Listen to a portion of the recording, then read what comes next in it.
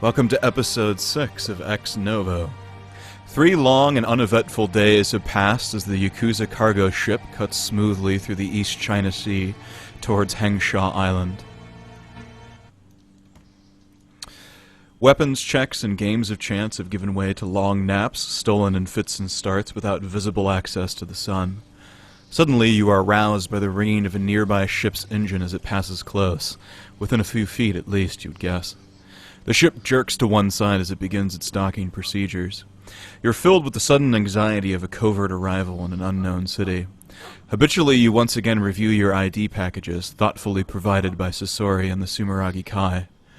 Sealed in plastic, each envelope contains thin, skin-colored gloves for fooling thumbprint IDs, contact lenses to throw off retinal scans, skin cream and hair brushes to scrub away excess hair, and a helpful brochure written in English with instructions on how to scramble identification numbers on implanted augmentations. Your thoughts return to the 2 leads you have uncovered. An electronic message authored by one Zhulong Sao, sent from an Academy private military office in downtown Hengsha. The second lead was in the noted involvement of the Red Arrow Triad in the attempted hijacking of the Luoyang nearly 3 weeks ago.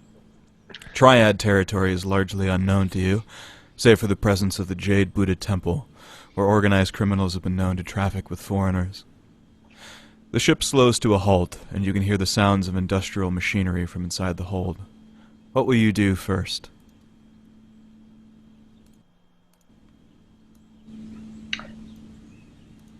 And that, Azmi-san, is how one consumes sushi.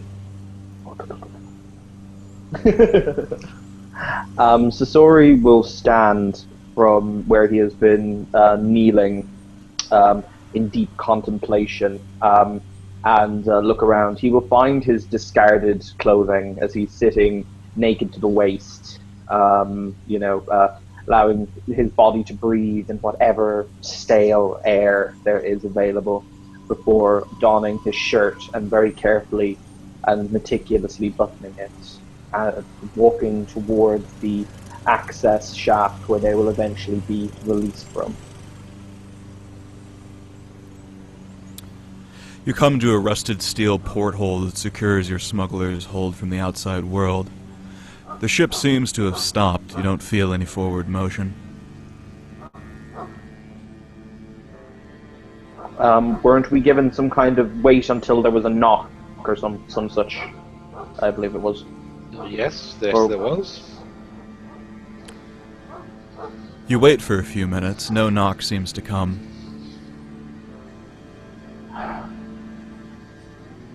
We've been waiting for 3 days. We can wait a little while longer. I guess by now, at this point, our guy just pulled into dock. He's probably having a chat with the dockmaster and sorting out his little register for porting over here. Gives me enough time to finish fabricating this extra disguise. Well, as you begin going through your ID package, your patience pay off. You can hear the sounds of groping of fingers against metal from the outside, and then, after a while, a low, metallic double bang. Sasori will stretch out with his augmented hand and return the tap. You notice that the door opens only from the inside. The handle is rusted, but feels strong in your hands. Very well. I will yank the door, or I will very meticulously open the door. The low groaning sound, the porthole swings open. You don't see anyone waiting for you on the other side, which is immediately puzzling. But soon your nostrils are greeted with the welcome scent of clean, fresh air rolling off the ocean. Your ship is docked and stationary, with a conspicuous absence of human foot traffic along the shore. Yet the dock is alive with motion as numerous trucks, ferries, and tankers roll into and out of the harbor. The large yellow arms of an industrial crane slide through the night air, lifting and tossing 62,000-pound shipping containers like sofa cushions. A control tower looms before you, its yellow lights spilling out of the windows and flooding the wooden boardwalk below.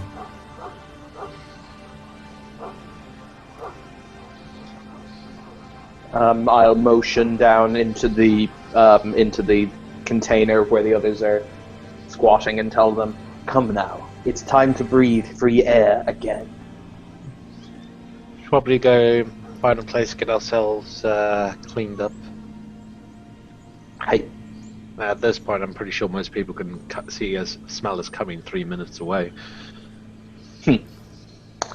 indeed. Bertrand, I'm going to. I take it as soon as the door crangs open, my info link reconnects. That's right, your info link flickers to life, freed from the dense insulation of your smuggling compartment. It informs you that it's 8 p.m. local time, and your GPS lets you know that you have reached the shore of Baoyang Dock, a local industrial port of call most commonly in receivership of raw materials from the Japanese Ecumenopolis. An alarm enters your AR display. You're informed that your Yakuza ship will depart for Tokyo in 24 hours. If you do not return to the Baoyang Dock in time, you will have to arrange another form of discreet passage out of Hengsha. Understood. I'm going to use my infolink in order to locate nearby hotels or boarding houses. There are several, both in the upper city and the lower city that dot the landscape. Hengsha is a common tourist destination. What is the closest one geographically to our current location? The closest one is about 3 miles inland. A surprisingly long distance, this dock seems to be well away from the city proper. I see. Is the individual who knocked on the outside of the crate clearly visible, or no? No, in fact, there are no one here, human or otherwise, that appears to be moving around the docks. Understood. Sasori will shoulder his backpack that contains the finances he brought with him and the other accoutrements that he has brought for the trip, and will simply say, "We need to go 3 miles in that direction in order to clean up. I recommend we do so."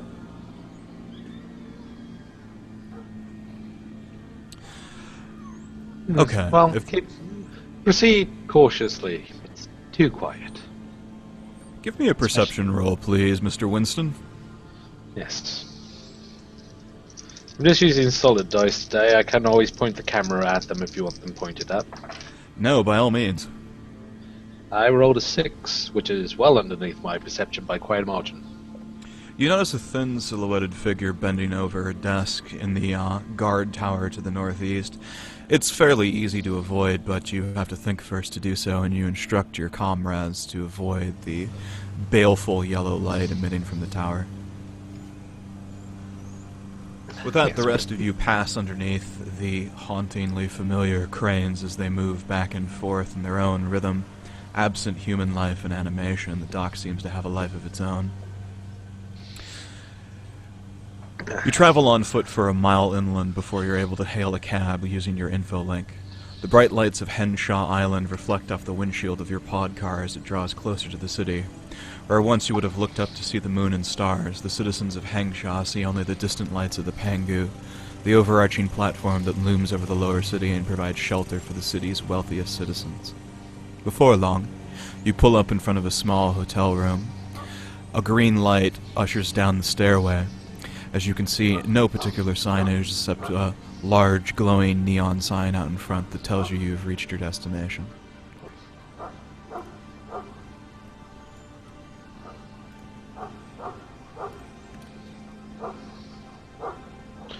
Well, here we are. The sword will step from the vehicle and calmly dust himself off, making himself as presentable as he can before making his way into the lobby. A series of instructions present to each of you while you enter the lobby. There doesn't appear to be anyone working the desk, but there is a large machinery that has been graffitied over in the corner, but the buttons still light and work. It lets you designate what kind of room you would want, how many people, and so forth. What are the options? The cheapest option is a 4-room flat, each with bunk beds and an accompanying bathroom. And the prices scale up from there, single king, double king, and so forth. Mm-hmm. Just go at the basic. Yeah, we're literally only here to shower and change clothes, I think. Sasori will let his fingers nimbly draft over the request, and he'll order the 4-bedroom room for them all for this evening, and he'll pay whatever the price is. The machine automatically deducts from your account. As you can see, your hard-earned bulbs vanish in a small currency. The door automatically unlocks down the hallway, and you can hear the sound of a door opening.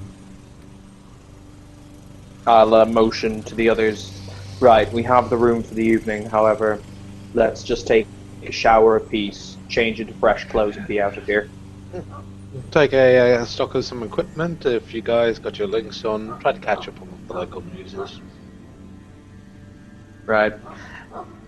And that, who wants to take the shower first? Yo. Okay. Fine. But yeah, I'll use the time to also kind of catch up. What is the local news? I'm hopefully even wanting to go through some old news, so if I do end up talking to people, that I'm not potentially just a random person who just arrived today. So I can fake having been there for a little while. The local news is covering two main stories. Go ahead and roll me a streetwise to read between the lines.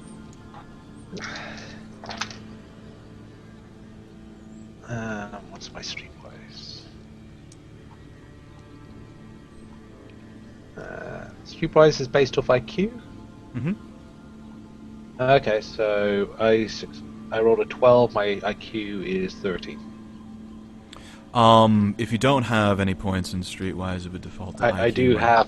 I do have a rank, one rank Outstanding. in streetwise.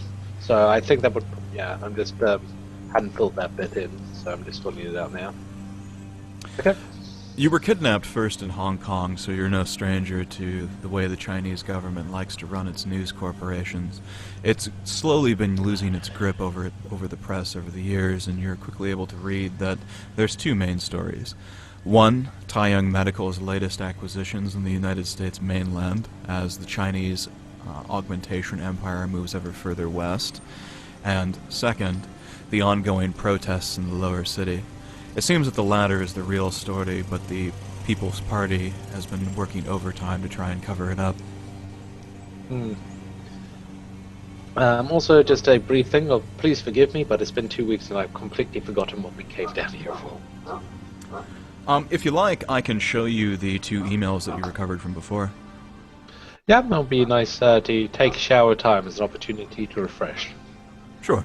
Just give me a second here and I'll pull these up. The showers themselves are pretty bare bones. There's no dividers between them, plastic or otherwise. They're completely open with a faucet in the top, and there are 3 of them side by side. In other words, it's a very immodest, open shower room. And yet somehow Sasori will find a seat and will sit in them, for it is as near as he can find to a bathhouse. Oh. If you want, Grog, you can will pull hear the this joke a lot. footstool from behind one of the chairs and put it in the shower. I think that's probably the closest you'll find. Excellent. Okay. Here we go. Let me just share my screen again. Actually, while I'm here, I might buy a bathhouse. I should also point out, when Silas does eventually go in there, he will precede it by dragging in a smoke. If there's if there's a bedside table or something, he will drag that in, then re-emerge, then have to remove his legs effectively. Okay, let's see how He has to remove the exoskeleton, then set it aside, then shower, then put it back on, then walk out. So sorry, you notice a small amount automatically deducted from your account for damages. Okay, so this is the first It's email that not you get. my fault I have robo limbs. At which point, BR, very calmly, without a second thought, Sasori is going to move the robotic limbs away from Anthony. He's literally going to pick them up, he's going to put them on the other side of the room. That's actually a good thing to do. You guys are taking showers, you want the robotic stuff that when it's Yeah, That's the point. That's the point. Silas has just taken off his exoskeleton and separated himself from it before he got a shower. Yeah, exactly. But I, because you decided to incur me charges, have moved it to the other side of the room, so you may crawl to get it before leaving the room and flipping you the finger. No, Let's And as not soon as have you a got- rage match again. He starts basically wiggling the chest he's sitting on across the room, intentionally banging it along the way. Right. By the way, it's let's- entirely possible that the charges that were incurred for objects moved into the shower. You're not quite sure. Okay. Oh yeah, I expect that just moving shit has caused damages, which is why he's going bang, bang, bang. That's enough now, Fuck guys. you, dick. What's the second email, please, BR? I'll read this one out to you guys first. It came out from the, it's being sent out from Sifat, which is the village that you guys found that one, factory at, and you all met up at. And, they managed to get out an emergency message that they were under attack, but in their haste used an unsecured channel. And a man named Zhulang Xiao from an academy address, public email address, responded. Incidentally, they have an office in Hengsha. You have yet to fully research them, so that's an option while you're here. Second message. This is when you found that arms dealer who was implicated. He was sent a message saying the next haul is looking promising. The red arrow Liangzi, which means informant, tells us the Luo Yang is loaded with hardware. Pristine stuff, attachments, full autos. This is what implicates the Triad. Okay. So we had a twofold thing. I vaguely remember what we were up to. It's a complex game. There's a lot to it. Yeah, Person. I can tell you what your possible destinations are if you would like. Do you mind if I roll my underworld skill in order to basically kind of get more information on the triad in question? Sure. You can absolutely do that. You'll have to obviously go around outside the hotel and look around. Do you have any idea where you might want to look? Well, basically, I'm kind of looking in the same places that the Yakuza would hang out. You know, the kind of bodegos and the tea houses, and, you know, the slummier districts. You know, kind of like where would I go to find my men if I was looking? Essentially. I mean, definitely in the lower city somewhere. You wouldn't likely find them in the Pangu.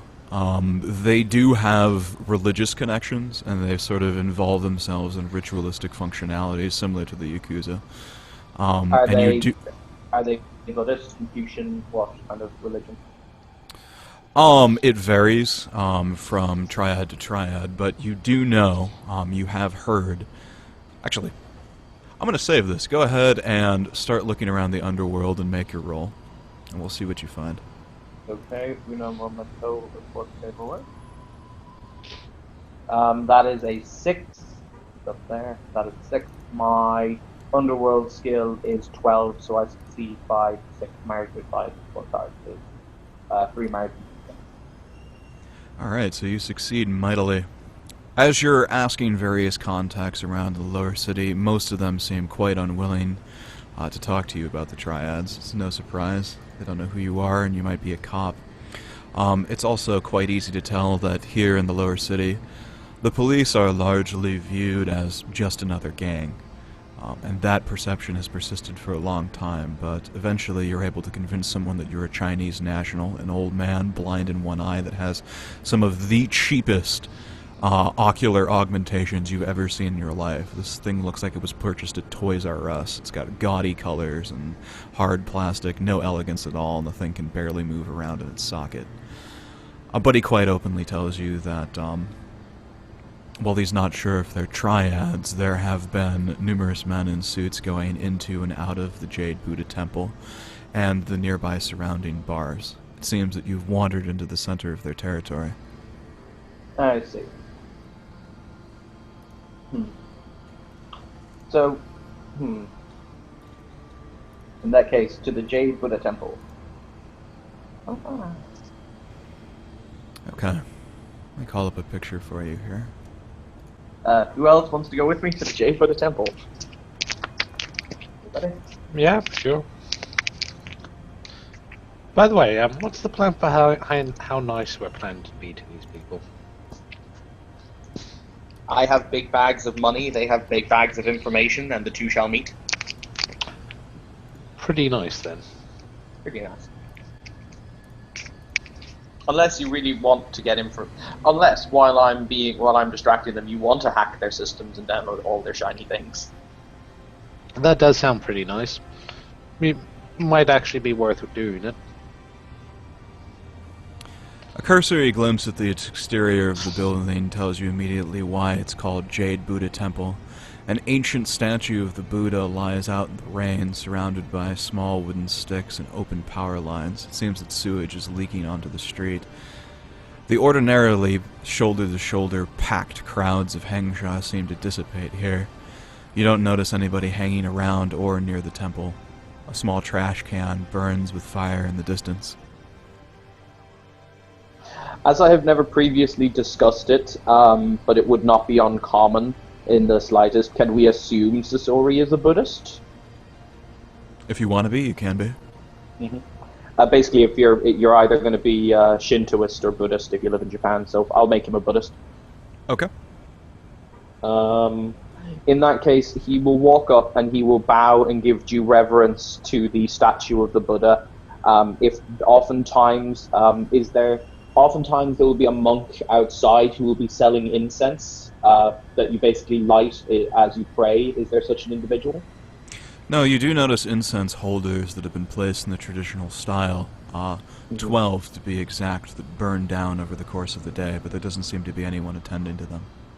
Okie dokie. In that case, he shall just give his religious observations, mumbling prayers to the Sanctum of Enlightenment, before he will kind of motion for, because Anthony didn't speak, so is Anthony still here? Yes. We're going to put him down as an AFK. Okay. I kind of motion for Justin to do to basically copy what I'm doing. Okay, can do. Okay. Best even if, I was going to say, even if you don't believe, it's still, we're being watched now from 1,000 different angles. Manners and all that. Mm-hmm. When that is done, he will bow reverently to the statue of the Buddha and will motion for Justin to follow, before entering the temple proper up the stairs. You notice the Tsar carefully remove his shoes and any headgear he might be carrying with him as he enters the temple. Mm-hmm. Yes, proceed to do the same. Anyone who's stepping inside the temple at this point, give me a perception roll, please. Okay. Versus my stealth.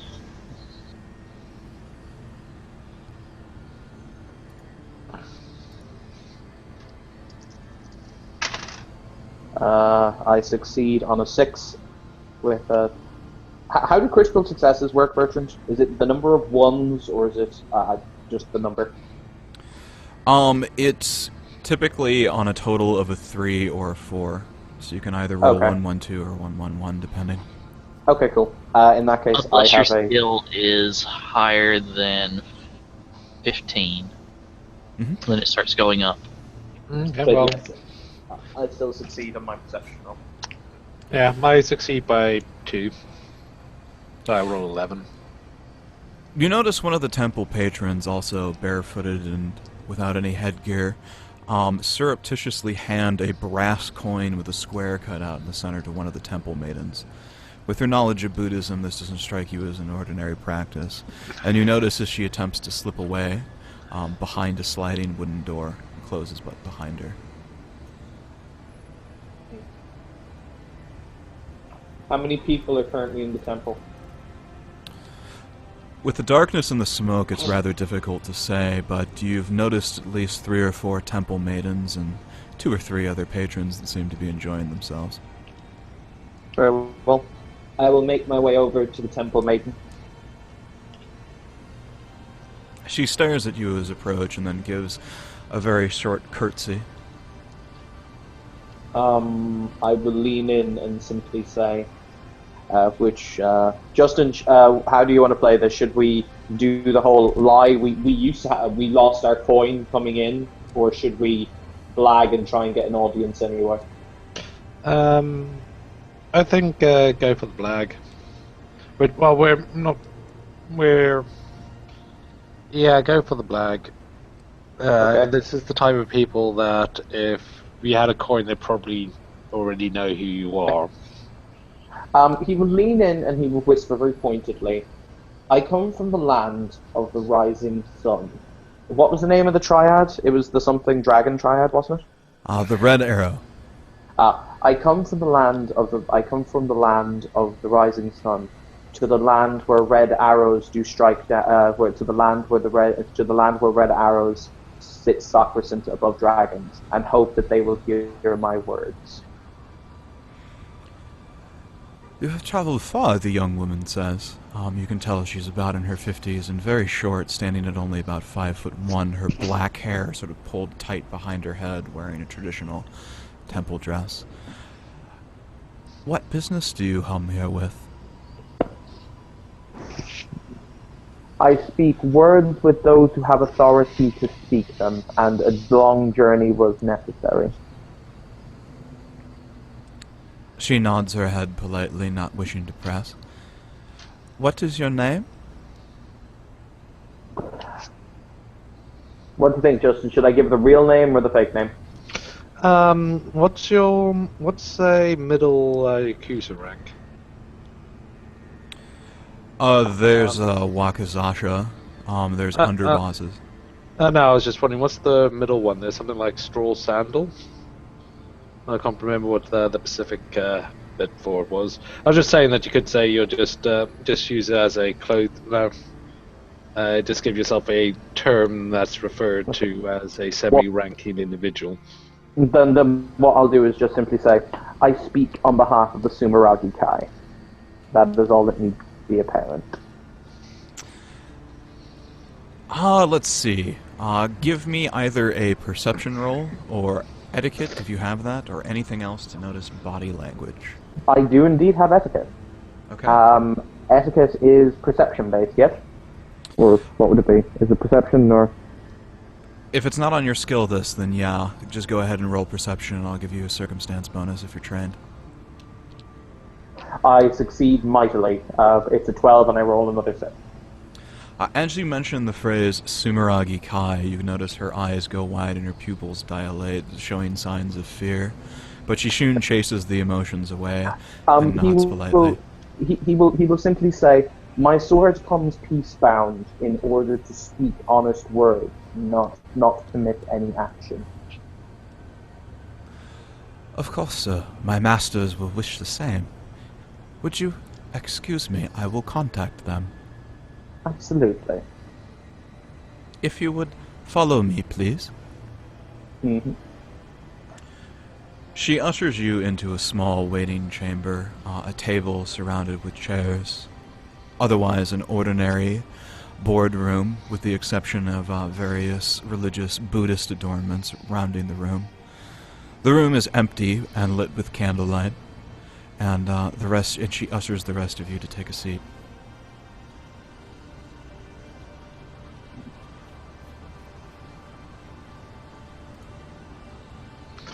Well, let's take a stock of the type of situation that we're in. Bear in mind, it would be considered the ultimate and gravest of sins if they were to do any harm to us in a temple. Yes. That doesn't lead them into not gunning us down outside the temple. This is true, but while we sit around this table, we have, I believe, a concord of peace.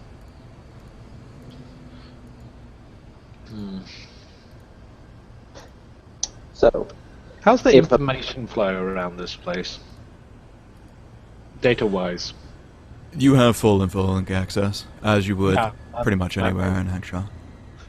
Meant just trying to... I've got a little scanner thing I can use for scanning for local signals. I don't suppose there was anything much here. I think that this is a pretty low-tech place. I know, that's why I'm doing the check. I've got a mini scanner over here. How does your mini scanner work exactly? I was trying to find it. I've got listed down as computer monitoring mini scanner. I think it just detects everything within like 50 meters of me, and I think the more expensive ones just get progressively bigger distance. Pretty sure it's in the Ultra Tech book. I assume it just emits various frequencies of light and sort of measures, sort of like radar, basically. Something like that, I think. It's just a shame that I can't find the right page, or else I'll give you more of an idea of what you got to work with. Okay. Well, we won't have to wait for that for now. Just go ahead and roll electronics operation for me. Hey. I rolled a 10, which is 6 under. Okay. The walls of this facility are surprisingly thick. Especially underneath your feet, surprisingly enough. And it's fairly well wired. You can tell that there are small magnetic fields being emitted from the wires that crisscross the various walls in the building. Oh, those bastards stole my idea of living in a fucking historical landmark. Cunts. Yep, I thought they would have something on the go over here. I mean, it's a decent... no one's going to delve too deeply into a temple. Mm-hmm. Before long, this fine-looking gentleman walks without grace into the room. He starts smoking a cigarette as the lines of smoke vent through the augmentations in his throat. You wonder what thrill he might be getting from it, if anything. He doesn't say anything. He just leans against one side of the wall and eyes you suspiciously. He reminds me of that guy from Itchy the Killer. Sasori will offer him a reasonable seated bow, but will also not say anything. The man, somewhat surprised by your manners, gives a curt nod. He then extinguishes his cigarette on his augmented arm and motions for you to follow him. Very good. I will look to Justin and simply say, if you have anything that they could consider offensive in terms of anything that is invasive, now would be the time to turn it off. Okay. You're led by the man back into the central prayer room and back behind the wooden slats that you noticed the woman with the coin retreating to before, as you crisscross down a long, spiraling downwards as you move. You are led into a doorway guarded by 2 armed men, which surprises you in particular, Sasori. You're led into an office building where you see the following.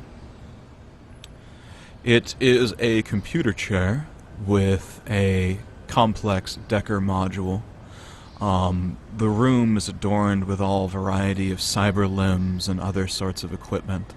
You can see from various sources military tech, civilian tech, state-of-the-art infolinks, strength augmentations, speed augmentations. Even a spinal column lies resting against the far window, hanging from a hook, blood still dripping from it. And seated at a chair in the center, you see this man. Is he in any way notable enough for me to make a lore underworld roll to try and identify him? You can certainly try. Did you Photoshop or just that image yourself, Bior? I'm afraid I can't take credit for this, but I do have a pretty sizable archive of images like this. Okay. I succeed by a margin of 7, actually. While you don't recognize the man personally, you can tell from his augmentations and from the touches of gray that have entered his hair that this man is most likely a force to be reckoned with. Most Yakuza members don't make it to this age without knowing something about the world around them. Good afternoon, honorable sir. He returns your gaze for a moment and stares at you across the table. He motions a hand for you to sit down. Curtly. Sasori will nod in thanks and very calmly slip into the seat, keeping himself very cool, his face as impassive as he possibly can. If you haven't guessed, I'm just basically following Sasori's lead on this one. Relax, Justin. Later on, when we have to do tech shit, I'll follow your lead. No, I'll chip in when I want to chip in. I'm just because I'm not saying much. I'm just saying I'm following your lead, so BR doesn't actually have to ask me. The man's waits for each of you to sit down as he pauses and looks over the group. He then checks the computer screen and types a few things surreptitiously, and then looks back over at you. Do you speak English, he says, in fluent English. I do. And that will make this more easy. Indeed. Tell me, why have you come here? I have come here in order to allay the suspicions of myself and members of my organization that there is hostility between you and yours, and ourselves. I'd like to say, needless to say, we've considered it a rather personal, important matter, hence we've come personally. Indeed. And what hostilities between us would you be referring to? My associate here. My associate here has. Did you want me to basically? How much of our hand do we play, Justin? If you scaled our hand into 7 cards, I would like to go through the first 2, please. Okay.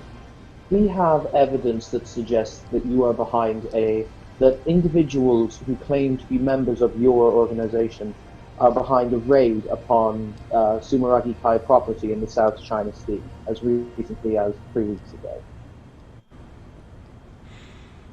Evidence, he says. What evidence do you have? The communication stating the intent. The man leans back in his chair and runs his fingers over his lips, thinking for a moment. I would like to see this message, he says. The Sasori will kind of knock his head towards Justin in the kind of a, yeah, we might as well show him kind of motion. Well, we're here now, might as well. I'll send it on over. The document slides from the ends of your vision and appears shortly on the man's computer monitor. He scans it in record time, and a smile purses across his lips. He looks at you for a moment, dead in the eye, and says, I don't know anything about this. Can I make a roll to see if he's lying? Empathy. Absolutely. It's actually deception be deception, isn't it? You can tell if somebody's lying in this game by basically being a good liar yourself. No, it's sense motive only. Sadly. Yeah, sense motive only. Justin, do you I have will sense let you motive? take any one of those approaches and just apply my own bonus or penalty as I see fit, given the situation. Ooh, I love BR. I narrowly succeed. Ish. I would have succeeded by. I would succeed by 1. The man is like a sphinx. He seems almost impossible to read. I see. Well, let's see. I So- rolled a 6, and I'm basically just running on basics here. I think I'm just having to zoom through my skill. Yeah, I'm not a people person. So no higher for you either? Well, I rolled a decent amount on the dice, but it's not really much for actually having a skill related to sensing people being dodgy, other than him literally uttering the most dodgy lines you could possibly utter. You're not quite sure. I mean, it's possible he had no knowledge of the operation. It's possible he's lying to your face. It may be indeed the first time he's been confronted with this information. Well, He seems quite sure of himself. I wouldn't make the assumption that everyone is telling you absolutely everything at all times. Sasori will lean there, and was that Anthony? That was Anthony. Okay. Sasori will lean back in his chair, and he'll smile. And he'll simply say, I understand that if you are indeed being informed of this for the first time, it could come as a shock. However, we are willing to, shall we say, forgive and forget this incident if honesty prevails over circumspect views.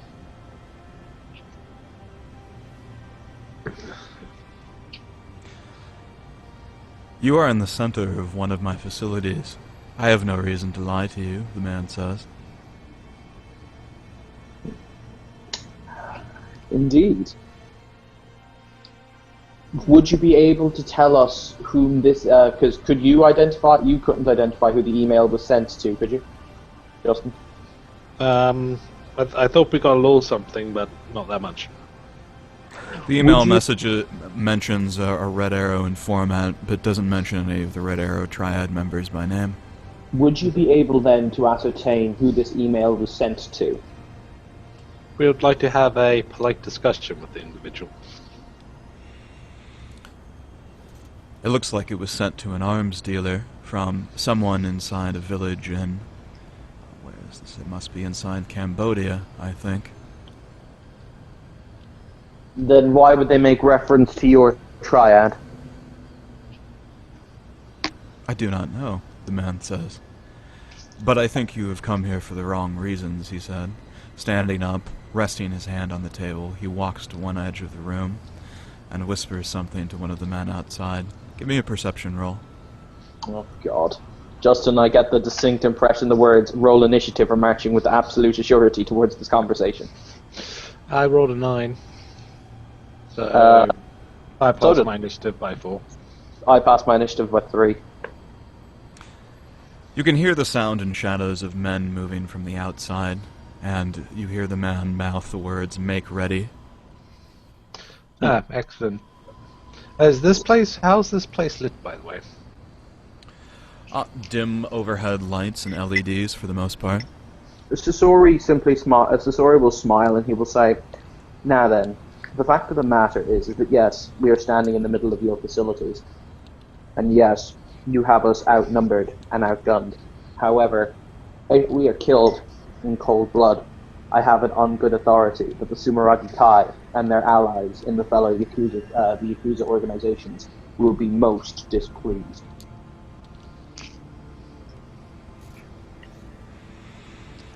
I've been anticipating your arrival for some time, Sasori-sama, the man says. As we speak, my men are heading to the Tokyo mainland. You, being here, will provide a welcome distraction. I don't think the fight will last long. I would recommend that you stay here in peace.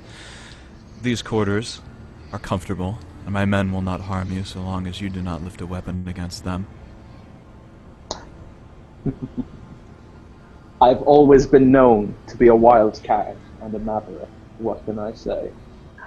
Yeah, Bertrand, we're rolling some initiative. Okay. Rattle them bones. Wait. Evan, how's your character for dark vision? He has an ocular implant. Excellent, because I'm going to kill the lights. And I'm going to try and take this guy, which is gonna be fun. Indoor plumbing. It's gonna be... No, I was hoping to kind of start off this going horribly wrong, as literally as you finish your sentence, I'm killing the lights. Yeah, no, but my comment, Justin, is while you kill the lights, I'm going to try and basically take this guy. I like the idea of suddenly the lights going dead and this guy getting grabbed by the throat. I do have the ultimate katana of death kill. Never forget the ultimate katana of death kill. We're so dead. We are so very, very dead. We are ultra mega super dead. But let's go out with a bang.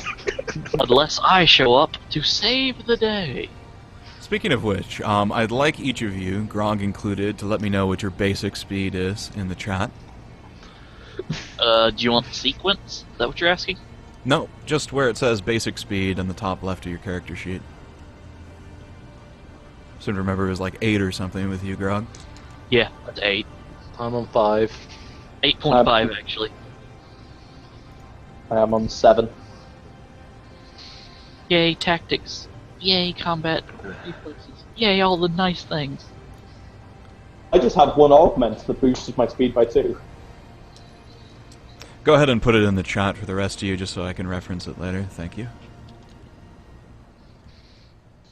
By the way, my thing for kind of killing the lights was, so you just, with how the place is kind of lit, it's not the particularly good type of wiring type deal. And if I can just shoot the right spot, being an engineer, I can probably just short the entire thing out with a bullet. It would probably take multiple shots, but that's definitely on the cards. They're just That's halogen why lights. Well, that's why I have pretty much an automatic pistol. Okay. You said your speed was 5? Well, then again, they are armor-piercing hollow points. No? Is it? No, it's armor-piercing and hollow point mix. Sorry, I just remembered my combat cocktail. Whichever one. Halogen light bulbs aren't designed to stand up to them. No, I wasn't going to shoot the light bulbs. I was going to basically get the room's fuse switch to go. Okay. You said your speed was a 5, right? Mm-hmm. If that's correct, Justin, go ahead and put it in the chat. Sorry. No worries. And where are you on the moment we need you? Right? Okay. We turn to you now, Grog. You shake your head, trying to clear the after-image of another night spent training in the Zongzin Bar and Arcade. Before in National, you find yourself returning to Hengsha for work on a semi-annual basis. The Undercity has a hunger for wet work, and the Chinese are skilled at keeping secrets. A Triad regular in a stool adjacent suggested you visit the Jade Buddhist Temple to look for work. You freelanced with them before. Not exactly professionals, but they appreciate your unique sense of talents and have enough of a local presence to want to keep their hands clean. You've worked with them before. As you round the corner, you swear under your breath as you notice a series of armed men run into the building. Looks like someone beat you to the job. You don't like working in a group, but you need the bulbs. Maybe someone would benefit from an introduction. Alright, so my first thing is I'm turning on my... See, how does this work? I've got to do it in the right order. I killed my lighting. Just gonna go and get a drink. I'll be back in a bit.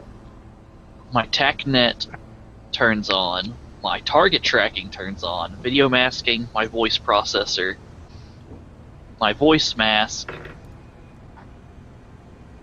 Well, you got about a lot of the same toys I got. My radar jammer, my infrared cloaking, my radar stealth, my sonar stealth.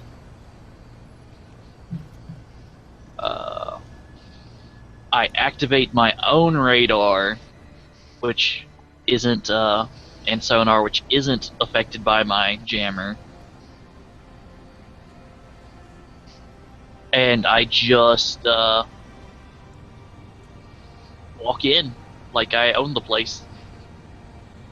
You fade from view as your stealth systems activate in rapid succession, one after the other coming online in the center of your vision.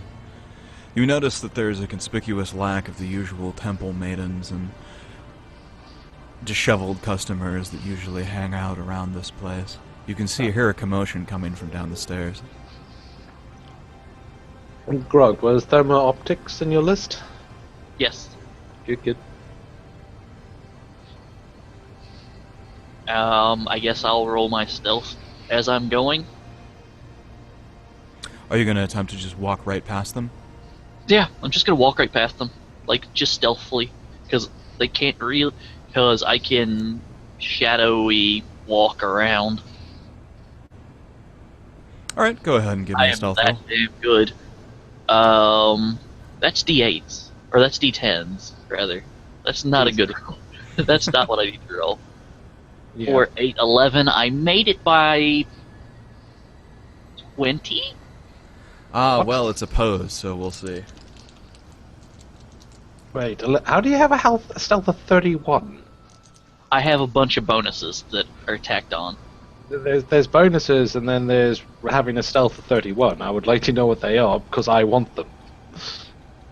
Alright, well, you got your thermo camo. That's Yep. 4. I didn't know those actually... That's 4. Sorry, I didn't know those actually added points. I was just going on pure skill. Yep. Radar stealth is 4. Yeah, when I roll my stealth checks, I don't include equipment bonuses. Yeah. Your stealth check, by the way, isn't that high. The radar screening and stuff like that only applies as a bonus when somebody is trying to detect you via radar. The thermopic camo gives up to a 4. It's a 4 against normal vision, so in this case it's the full 4. Hey Justin, are we dead yet? No, not yet. But I'll have to ask Grog how much some of those bits cost because I want to buy some bits that he has. Ghillie suit, I don't believe will affect this roll. Then my wet work suit. Mm-hmm. I'm just assuming it's your regular 1 plus 4, right? It all depends on if the ghillie suit is effects, because Okay. that adds another 4. Well, if you want, you can go ahead and look it up, but for now I'm just going to give you the regular thermopic camo. You slide effortlessly past the majority of the guards. There is one man, however, with a straight black ponytail who sort of looks in your direction as you slide by. He reaches his hand out to grasp at the air, that you narrowly avoid as you pass. And as you move past him, you get a view into a room of a rather ethnically diverse set of people, few of whom are heavily augmented, sitting at a chair in front of a desk. Whoever would like to leave this room alive, my current price is 500,000 bulbs. Sasori, it's now your turn.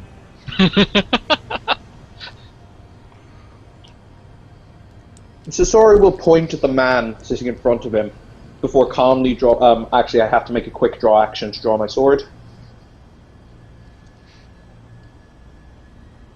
I've always loved the concept of failing quick draw rolls because it's like, whoop, up. Yeah, no, I draw my sword with no real issue.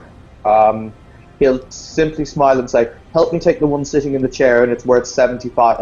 It's worth 750,000." Deal.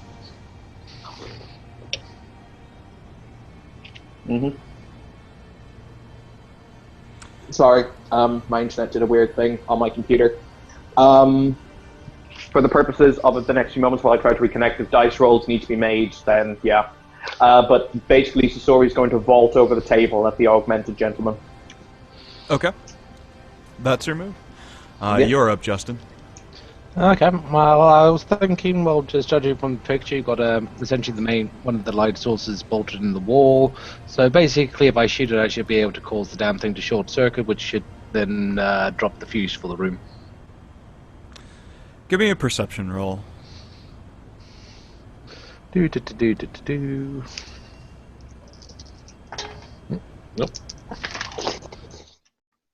I succeed by 4. Quickly assessing the wires that are exposed in this room, you can imagine a junction where most of them come together right underneath the subceiling. You can't quite spot it yourself, even with augmented vision, but with some tricky shooting, you think you might be able to knock it out. Well, I have a combat cocktail of a mixture of armor-piercing and hollow-point bullets for maximum amounts of damage, and a rapid-firing pistol. I can shoot the general area. It's going to be a tricky shot. If you want, you can take a turn to aim, or you can just spray and pray. I'm spraying pain in this one because it's something for me to do while all my own stuff kicks loose. Okay. Go ahead and roll then. Okay. This is going to be against whatever gun skill you're using at a -4. Pistols. 2 plus 2 plus 3 is 7. I have a gun skill of 12, which means I succeed by 1, and that wasn't even taking into account a versatile bonus. Do you happen to know what the rate of fire on your pistol is? No, it's that modified one that you said that. I've got 2 pistols that I use. One is the silence pistol, and the other one. What's the rate of fire for just a heavy pistol? Well, I don't know off the top of my head, but perhaps you can take a look in the basic set. If you're using the 10mm, we'll give you the 1 shot for this turn, and while we're coming around in the initiative, you can let me know next turn what the rate of fire on it is. I think it's decent.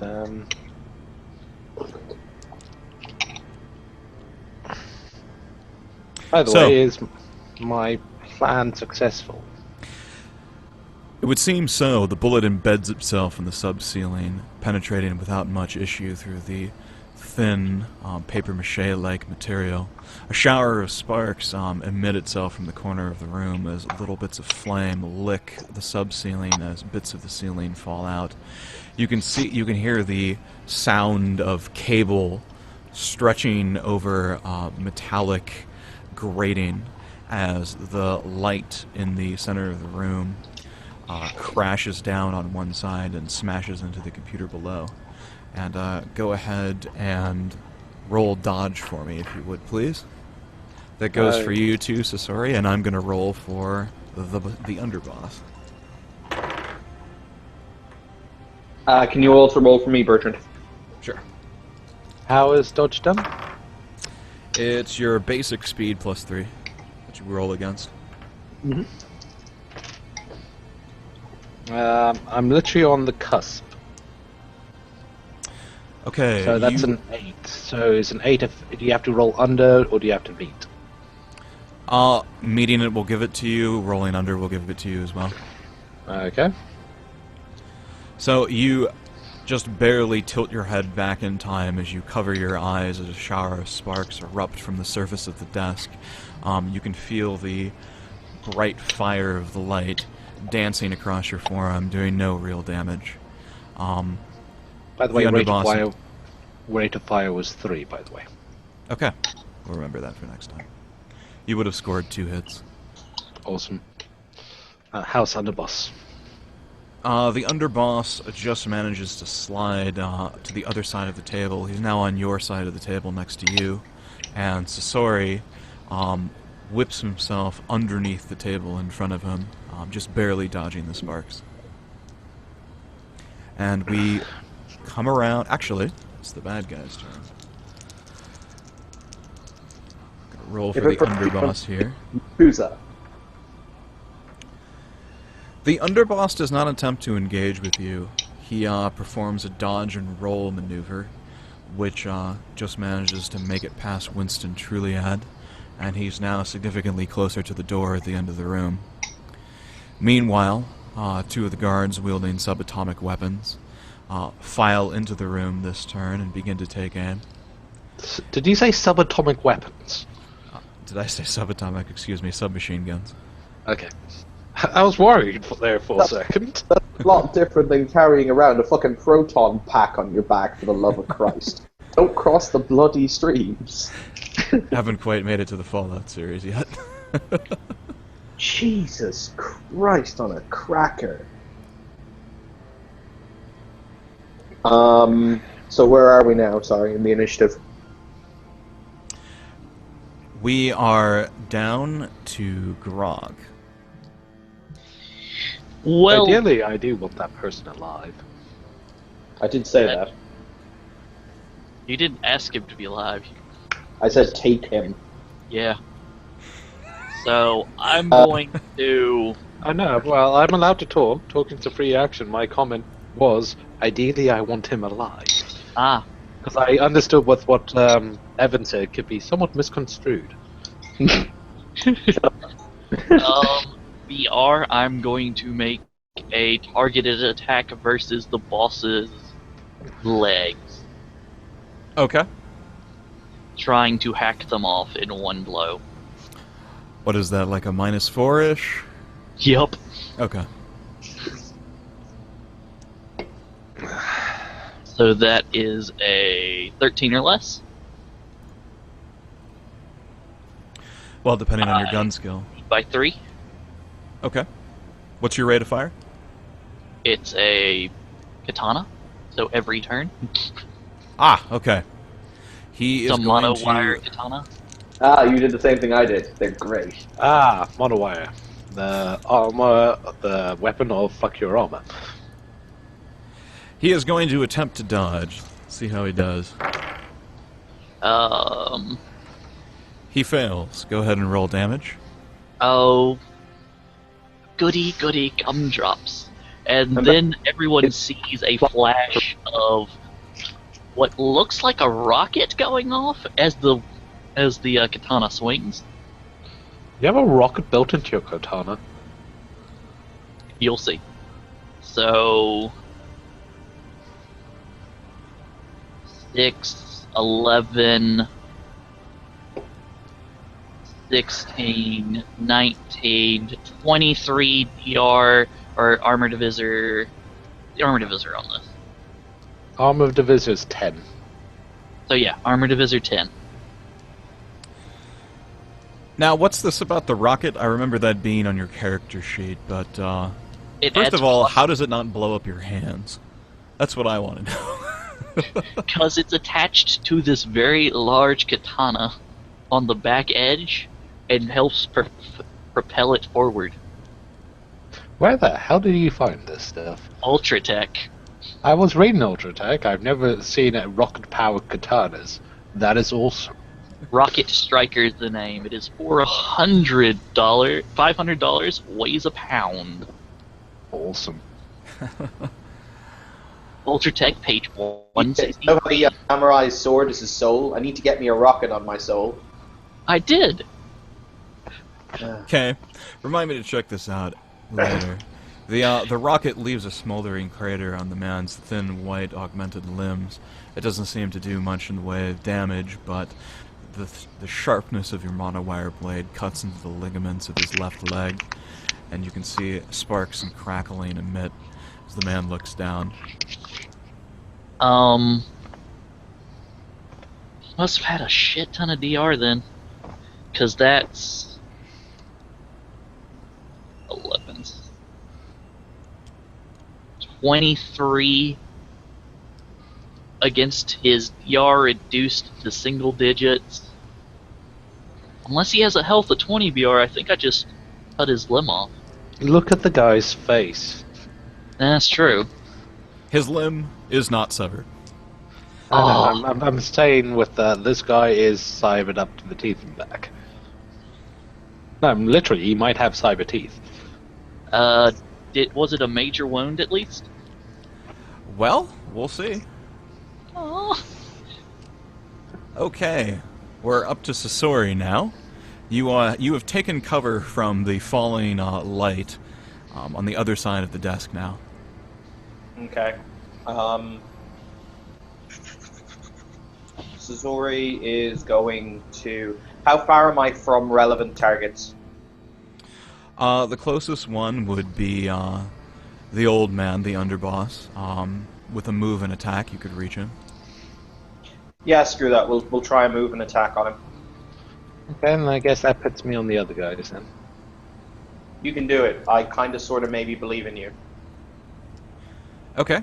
You will be at, I believe it's a -4 for the move and attack, so go ahead and roll your melee, otherwise as normal. Can somebody else do it while I'm desperately wrangling with you? What's your sword skill? At a -4, did you say? Mm-hmm. At a -4, that'll be an 11. Okay.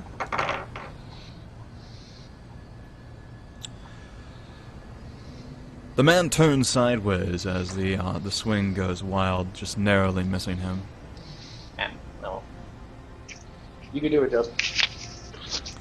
They're Do up to you, Winston. You want me to deal with underboss or? Oh wait, this guy. What's his face? Okay, I can see from the picture that he's fairly robotic up on the face, but it does. I mean, well, we spoke to him or what? Does he seem organic over there? Below the shoulders, for the most part, not, as is typical as you've seen in the lower city. He's mostly encased in a white plastine armor suit that's concealed beneath normal business attire. Can I ask the interesting question? Does he at least look panicked? His face is as expressionless as it was during your meeting. Ugh. Gonna get that little bastard. Well, I'm going to leave that little bastard to you guys, because we have two people with automatic rifles pointed at us. And I'm going to Vortex pistol one of them. Okay. There are 2 inside the room, and there are, you can see, about maybe 3 more in the hallway, sort of clustered together. Well, I mean, it's a gas pistol, so if I pump a lot of gas that direction, might help. Okay. So, yeah, suppose, because there's also sort of concentrated on the guy's, well, hopefully his face. Let me just pull up my pistol skill. To quote the ancient and honorable motto of the Simpsons family, not the face. You could also, if you wanted, try suppressing fire with that, since it has rate of fire 3. No, that would be my pistol of killing everybody. I'm trying to knock out the guards because are those guards wearing body armor? They're wearing what you would recognize as reflex suits for the most part. They do have armor, and they seem to be loaded for bear. Because these guys are prepared, but they're not wearing gas masks. Not that you can discern, anyways. Well, not that I can discern, but I hope I hit. I've got a 12. My pistol skill is 12. Okay, so you're aiming for one of the submachine gunners in the back, yes? Yeah. Okay. He is going to attempt to dodge and drop. He bolts to one side, but isn't quite fast enough as the plume emitted from your vortex pistol catches him as he drops. Go ahead. Excellent. He gets to make a body save at -6 or be unconscious. Okay. It's just basically a cloud of knockout gas, correct? Pretty much. Right. He coughs and sputters on the ground, but he still seems to be moving. Well, I'll mess with him for a bit. And Now, it's their turn. it also has enough velocity to inflict crushing damage with a double knockback. Wow, it can actually knock people around. Mm-hmm. He That's sort of spun hilarious. around in the air as it grazed him. Okay, well, it does a die of damage, Go for it. apparently. I rolled a 6. 1d, it says like 1d -3 double back. You said it was crushing damage, right? Yeah. He does twist around in air with the impact of the blow, but it doesn't seem to have wounded him visibly. Okay. Well, assuming I'm survived till next turn, I will proceed to switch to real bullets. Okay. So, on the enemy's turn, first up is the underboss. He is once again going to attempt to withdraw. I'm so hoping he trips over the guy that fell over. He has to go past me, doesn't he, VR? Yes, And, you are in he's combat with dodging? him, and that's what I'm rolling for right now. Okay. He succeeds on his dodge, so he bends out of the way and hustles towards the back of the room. He makes it towards the doorway as the guards that were there before file in front of him.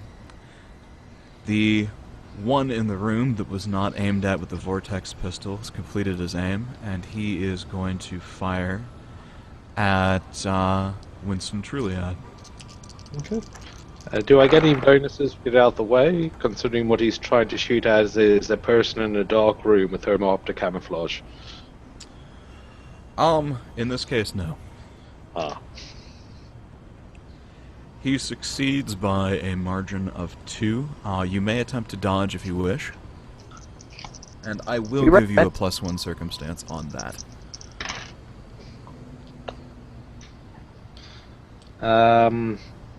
What is dodge again? Dodge, you're rolling against your basic speed +3. Which is 8, plus it is 9, I got 11, so I fail. Horribly. Okay. Well, actually, I don't think I would have even bothered with the dodge, I would have hoped that they wouldn't have hit me. But either way, bring on the pain. Sasori considers Truliad an acceptable loss. now's the moment where I have to turn to my GURPS calculator. Yeah, remind me to redirect a gas tanker into your bathhouse. Which one? I have so many. All of them. Okay, this is a total of 22 piercing delivered to your torso. I How much can't do you remember. reduce This it is by? the first time I've been in combat, so I don't know how combat really works. So I have a reflex tac vest with which is 18/7, but I also have specialized trauma plates with an extra 34.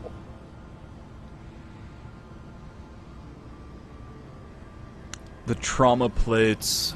See, I'm not sure quite how they layer.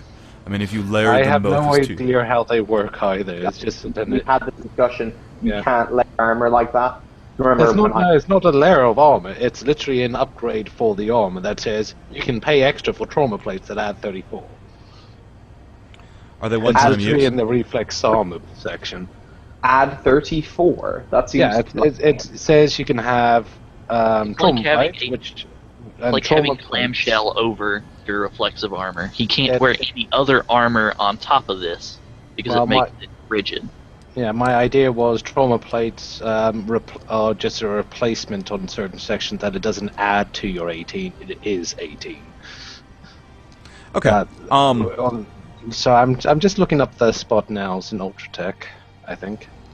We're going to say for now that 2 bullets impact against the trauma plates secreted in your chest. They bend in stress under the pressure, and you feel a sharp intake of pain, but they don't break the surface of your skin. And while we're coming around to you next in the initiative, just let me know if those are consumed or anything like that, or any special rules that might apply. Otherwise, we'll just assume. I think they eventually break and you have to get replacements. I'm just checking it up. Okay. I found the version of it in the old books, but I'm trying to find, because these books aren't particularly well set out to find things. No, they're not. That's why I like Control F. The man on the floor is firing with a disadvantage, but he's going to spray out in front of him rather haphazardly, hoping to just hit one of you. Not bad. So, if you would like to attempt a dodge, Grog and Sasori, I would like to attempt a block instead. you are both hit. Okay. What do you have, Grog, that will let you block this? The riot shield out? I have a riot shield. Okay. Sasori will quite nimbly dodge out of the way. I just copied and pasted into the chat a little bit about the armor. That is right on. I block, so you do damage to the riot shield. Okay. Do riot shields have their own hit points and stuff? They do. They have their own hit points and they have their own DR. That's a pretty good way to do shields.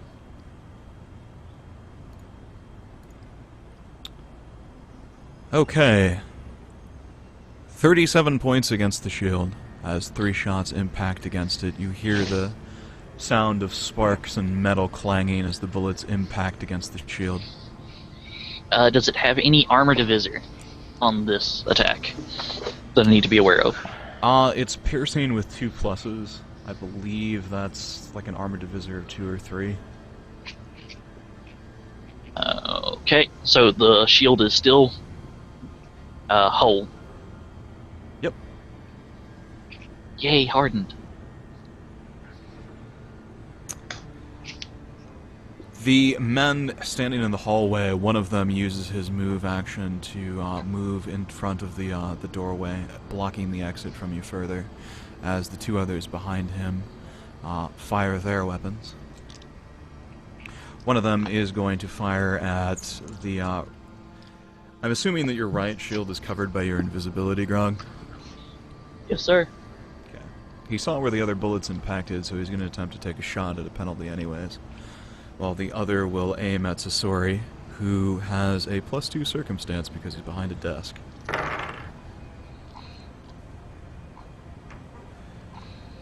He succeeds with only one shot against your shield. And shots go wide over your head as you kneel on the other side of the desk, Sasori. Yes. Tink, tink, tink, tink, tink, tink, tink, tink, tink. This is 20 damage even of the same type against your shield, Grog. Shield appears to take none of it. Okay. Just a flex. And we are back around to you, Grog. I'm going to advance forward and stab, making a impaling attack. Okay, you approach the guard blocking the doorway. Go ahead and roll. No, I'm going up, basically up and over this guy to reach the other guy, because it has reach 2? Trying to get the boss. If I can't do that, then I'm going to roll through them. Can't do that. You might be able to manage that with a monowire whip, but not with a katana. What would the difficulty be to shield rush to get through them to the other side? Like, what would be the penalty? Barge them out the way. Yeah, I mean, it would be a contested strength roll. I'll be right back in a couple of minutes.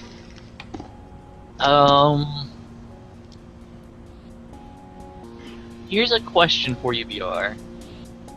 If I used the extra bonus from the katana and like use that to help me push forward, would I get the rocket striker? I mean, I would say you can either rush with your shield out or rush with your katana. And between the two, the shield would probably be the better option for just trying to bowl the guy over. Okay. So,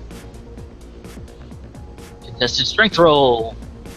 So I'm trying to get onto that guy because I have judo, which if he runs by, I get to try to throw him. I forgot to mention that when he was dodging past me the first time. Oh. 11. 14. Do I add the shield DB to this, or is it just straight strength?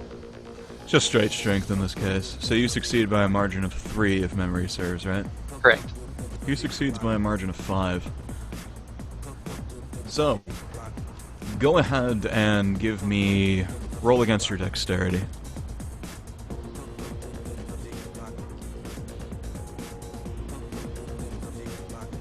Oh, so close to a critical. Succeed by lots.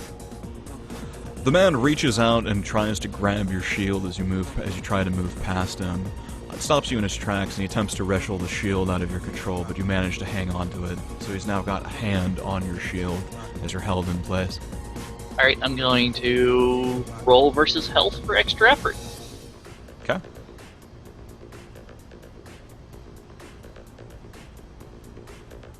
Succeed. That was an 11 versus a 12. My health goes, or versus 14, my health is now 13, which I am noting, since I am using extra effort. And I will take a swing at him. Okay.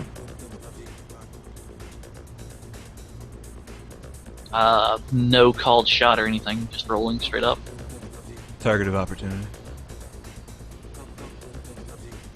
That's a critical hit. A resounding hit. He's going to attempt to block.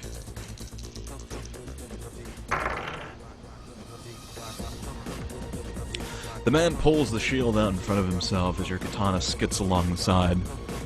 He stepped out of the way, but he's relinquished his hold on your shield. Okay, do you want me to roll on the critical hit table? No, he blocked. Okay. It was my own shield. Actually, that's a good point. Roll damage.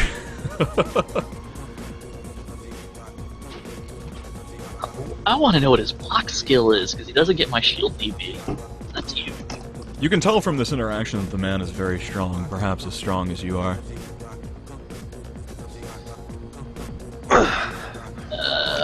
Ignores all DR, all all the shields about to go bye-bye.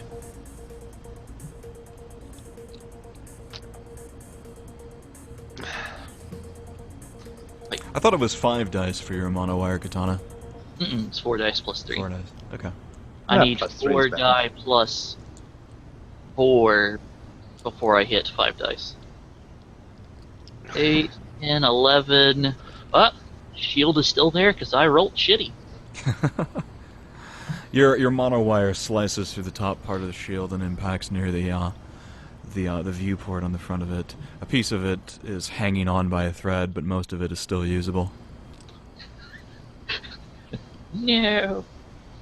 What would you like to do, Sasori? Where am I in relation to the other peeps? You are crouched behind the man's desk, furthest from the shooters. Wait, no. Okay. Where are there any? Is there anyone in relation to me anywhere nearby, or no? Your speed is 7. Let's see. You could hop over the desk and move forward, but you wouldn't quite be able to reach anybody in one turn.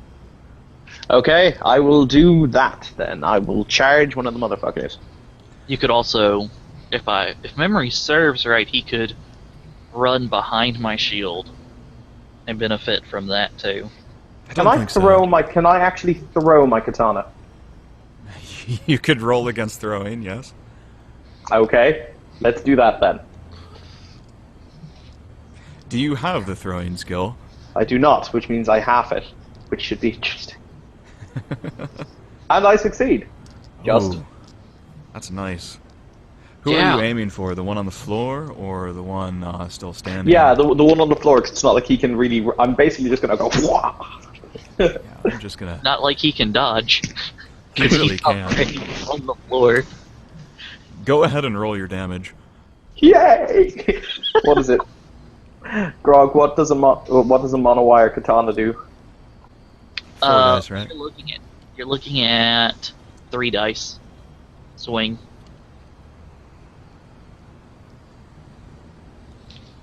I don't know why, I'm just having this like great moment of, this is what should have happened in The Last Samurai, kids. As he eats, is it 13 points of damage? If it's plus Nice. 3? No, it's just 3 dice. Oh, okay. As he eats 10 points of damage. Okay. Your monowire katana sails through the air and impacts against the guard's arm as he sort of reaches forward to shield himself. It pins his right arm against the far wall that he was knelt in front of. That is my action. Just fuck that guy and all of his children and his grandchildren to come. The man cries out in pain and struggles to free himself to no avail. And we are up to Winston. So, how's Boss doing? Well, it's difficult to see from here since he's out of the room. Okay. Can But, yeah. I see him, ER? Like, does he appear on my thermal? He does appear on radar at this point. He's, you would guess, maybe about 20 or so meters past the front of the room. Damn it. He's a speedy son of a bitch. Yup. Okay. So, gentlemen, my mother is calling me, and it's a call I have to take because it's about money, so I'm going to have to nip out, and I'm not sure what my time frame for being back is, and I feel bad. Okay, You well, hold we'll me. NPC you until you're able to make it back. Yes, I will not take any heroic action. I say that right the fuck now. Alright, talk to you guys in a bit. Do you Cheers, bud. have a tack net, Justin? Sorry, it's one that I've never been able to find anything in these books, so I don't even know what it is in this game. TACnet, it's $10,000 and allows us to trade information back and forth on the fly without talking. Yeah, unfortunately, that would have been a bit hefty. Okay. Maybe after I retool myself up a bit. Okay. Because otherwise I could give you his exact location and you could try to shoot through the walls and shoot him. Would be cool, but I'll just find him. Okay. because I'm reasonably good at doing stuff like that. And I'm not too sure what armor piercing do in this game, but someone's going to find a lot of them. So, I'll who's get up real quick. I'm assuming the guy that's on the ground is dealt with, because he's got Sasori next to me and a sword thrown at him. How's the other guy looking? The other guy, who is foremost in the room, is in perfect condition. I guess The one that's facing Grog is also doing okay. Okay, well, I guess I'll start making some movement, and let's give him a volley of 10mm armor-piercing bullets. All right.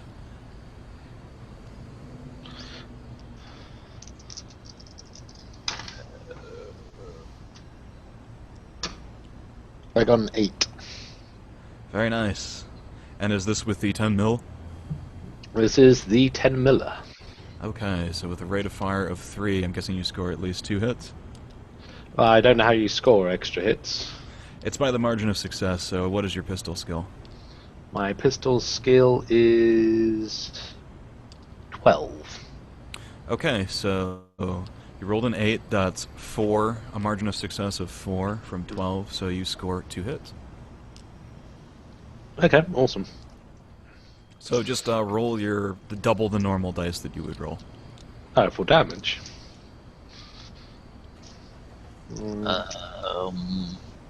Armor divisor, armor piercing.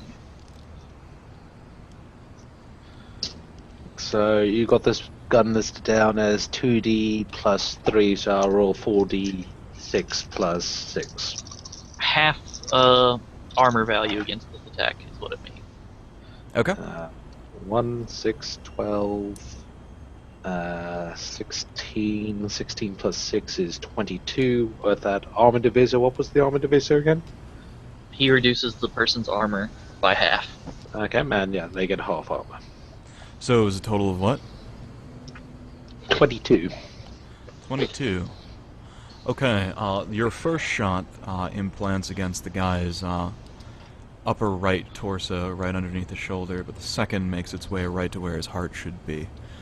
He drops to one knee, clutching his chest, wheezing and gasping for breath, but still alive.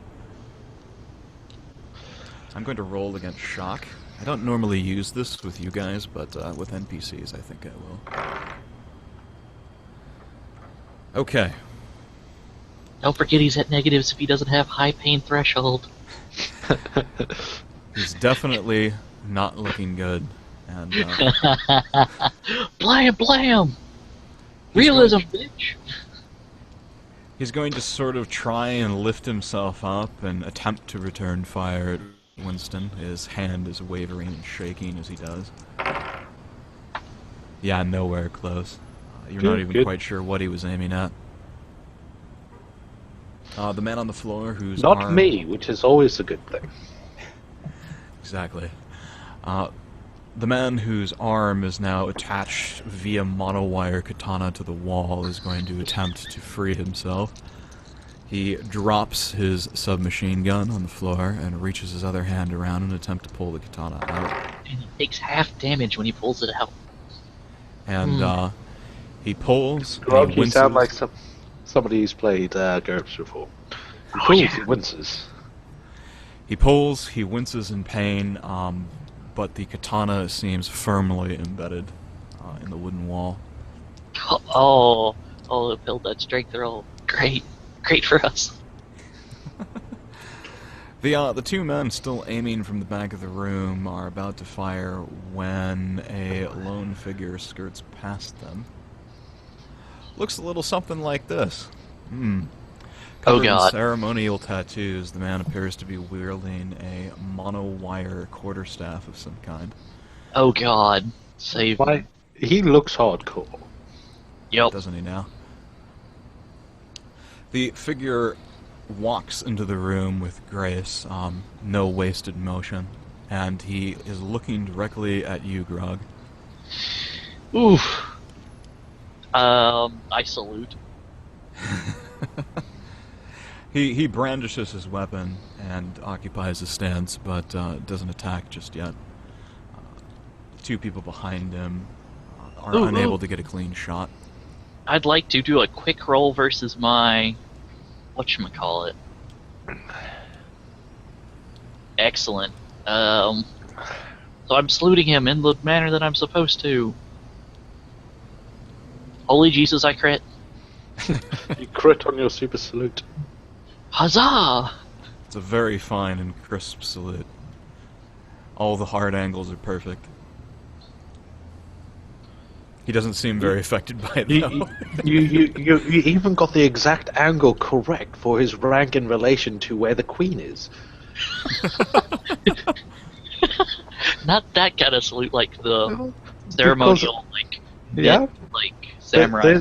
There is, in fact, an entire booklet you can get that tells you the correct angle of your bow, depending on someone's title and their rank of how far away they are from inheriting a royal seat.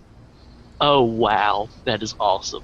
It came free with a bottle of gin I once bought. It was awesome. That is awesome. Your salute communicates all those things and more. And it is now your turn. What he little doesn't know was you included a crooked finger. That's insinuating that his mother was a pig and his father didn't care. No, that would go against my code of honor. So I ready myself to meet his attack if he chooses to attack us. Okay, so you're going to adopt a defensive posture. I'm taking the ready action. Okay. I would like you to go ahead and roll stealth for me. This is passive. Okay. Any bonuses that I need to know? Yeah, your radar bonuses will apply. Ooh. Sonar too? No, just anything that would work against ultravision. 9, 11. So, made it by 3. Okay. Let's It's see what just his that. perception is.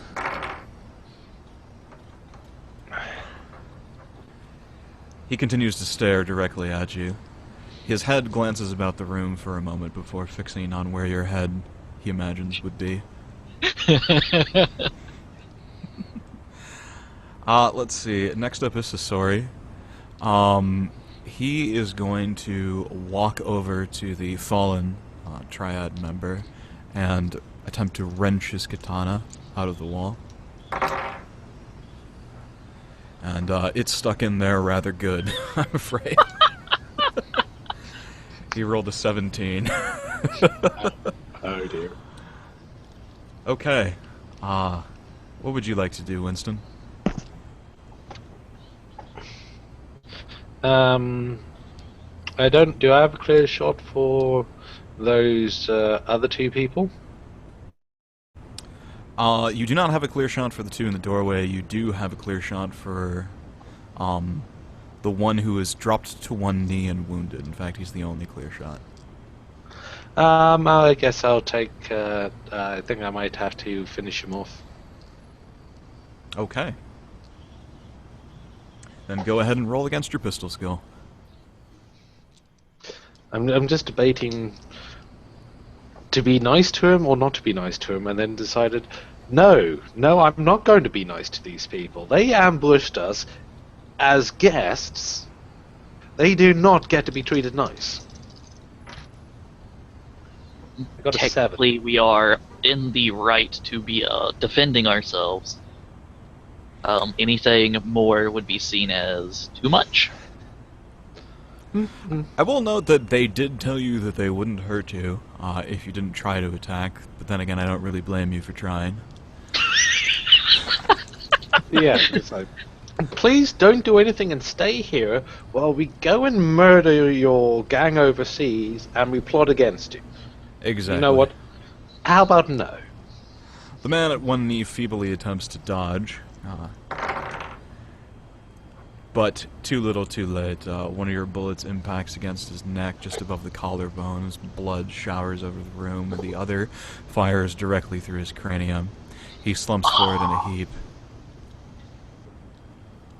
Okay, let's see, 3, 6. I've got 11 bullets left. Well, on this gun, anyway. Next up is Aleph, and he stares at you for a moment, noting your stance, and then lashes out with the edge of his, I suppose you could call it a monowire quarterstaff. So, you get to take your action first, Grog. Please take into consideration that I could have shot you, but I chose to finish him off. I'm going to attack his weapon. Okay. Ooh, you dick. Oh, yeah. I will be spending extra effort. Let me roll versus my 13. What's extra effort? 14. It's kind of like an action point.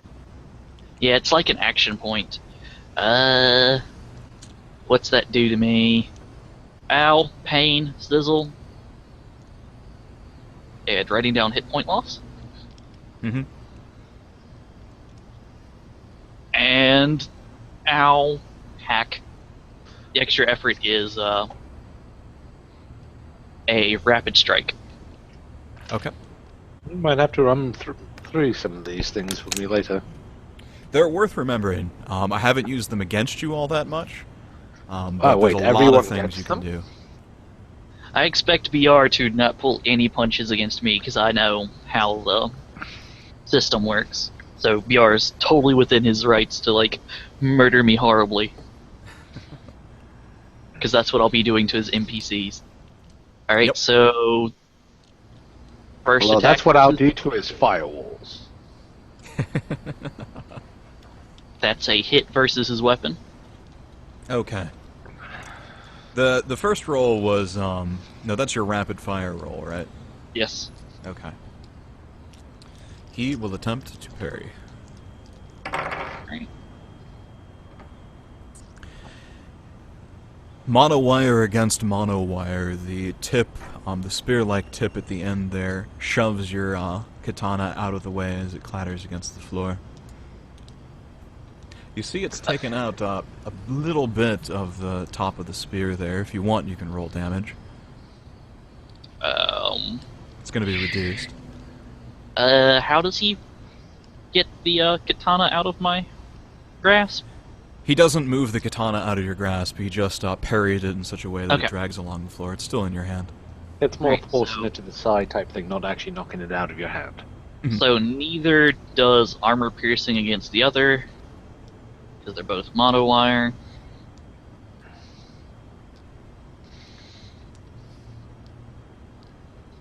Well, 14, 15, 18 points of damage Okay. to his staff. With the glancing blow, your katana slides off the top, and it takes a little bit of the metal sheen with it, but no significant amount of the blade appears to be damaged. Alright. Again.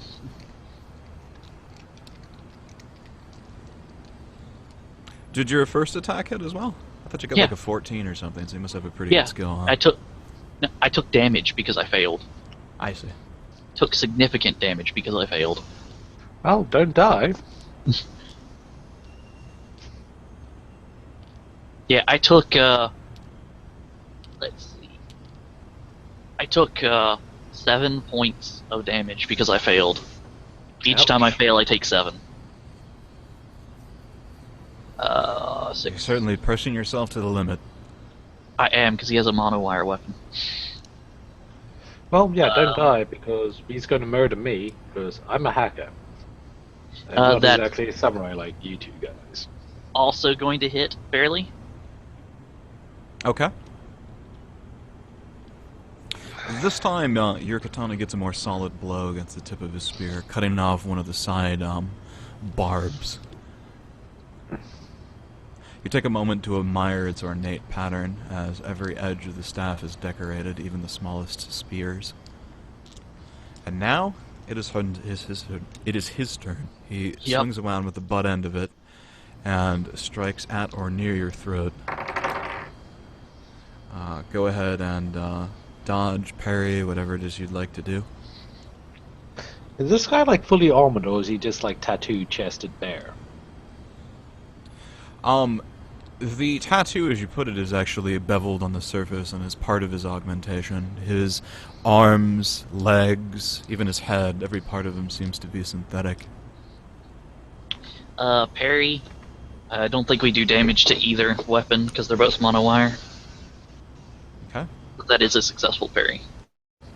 You bring your katana just around in time to part the staff as it comes dangerously close to your throat. And, apropos of what you were saying earlier, he is also going to spin around and use rapid fire. Woohoo! He's going to try for extra effort to negate some of the penalties? Mm-hmm. Ooh. So that is 10. Okay. So go ahead and roll. I think it'll have to be dodge this time. I would prefer block, because I haven't used block yet. I thought you blocked the last one. Oh, that was a parry. That was a parry. Yeah, go ahead and block. Almost critical, but not quite. Okay. The man swings his elbow around and scrapes against the surface of your shield, sending sparks flying, but not doing any significant damage to your person.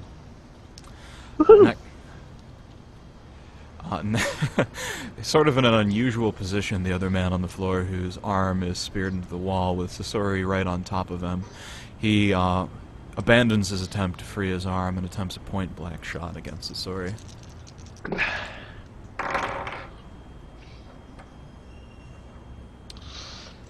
Sasori will attempt to dodge at the last moment.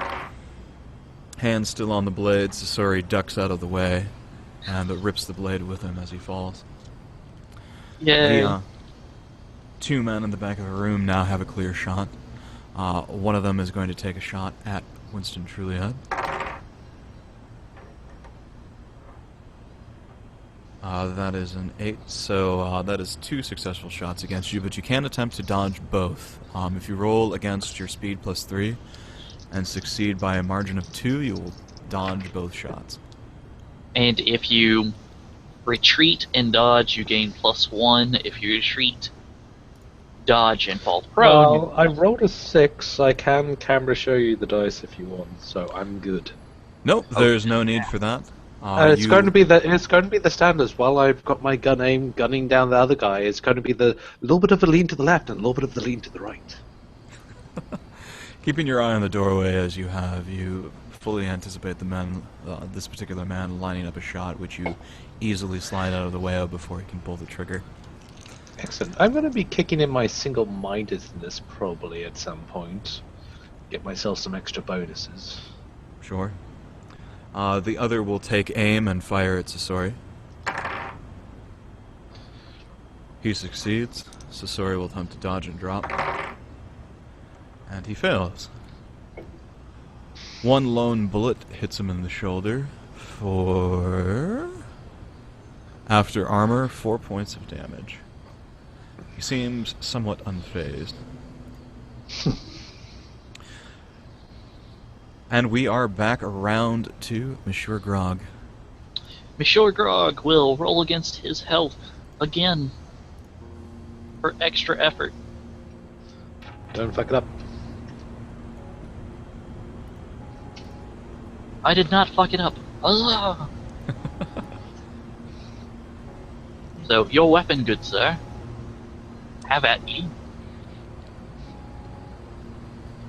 That is a critical hit. Nice. Ooh, Go ahead and roll damage. Did you want me to roll on the critical hit table or not? No, we're just gonna call it an automatic hit. Okay, that's cool. Fine with me. 5, 10, 13, 15, 19 points of damage to the weapon. You see that front spear on the tip of his staff there? Yeah. It's not there anymore. It clatters against the ground.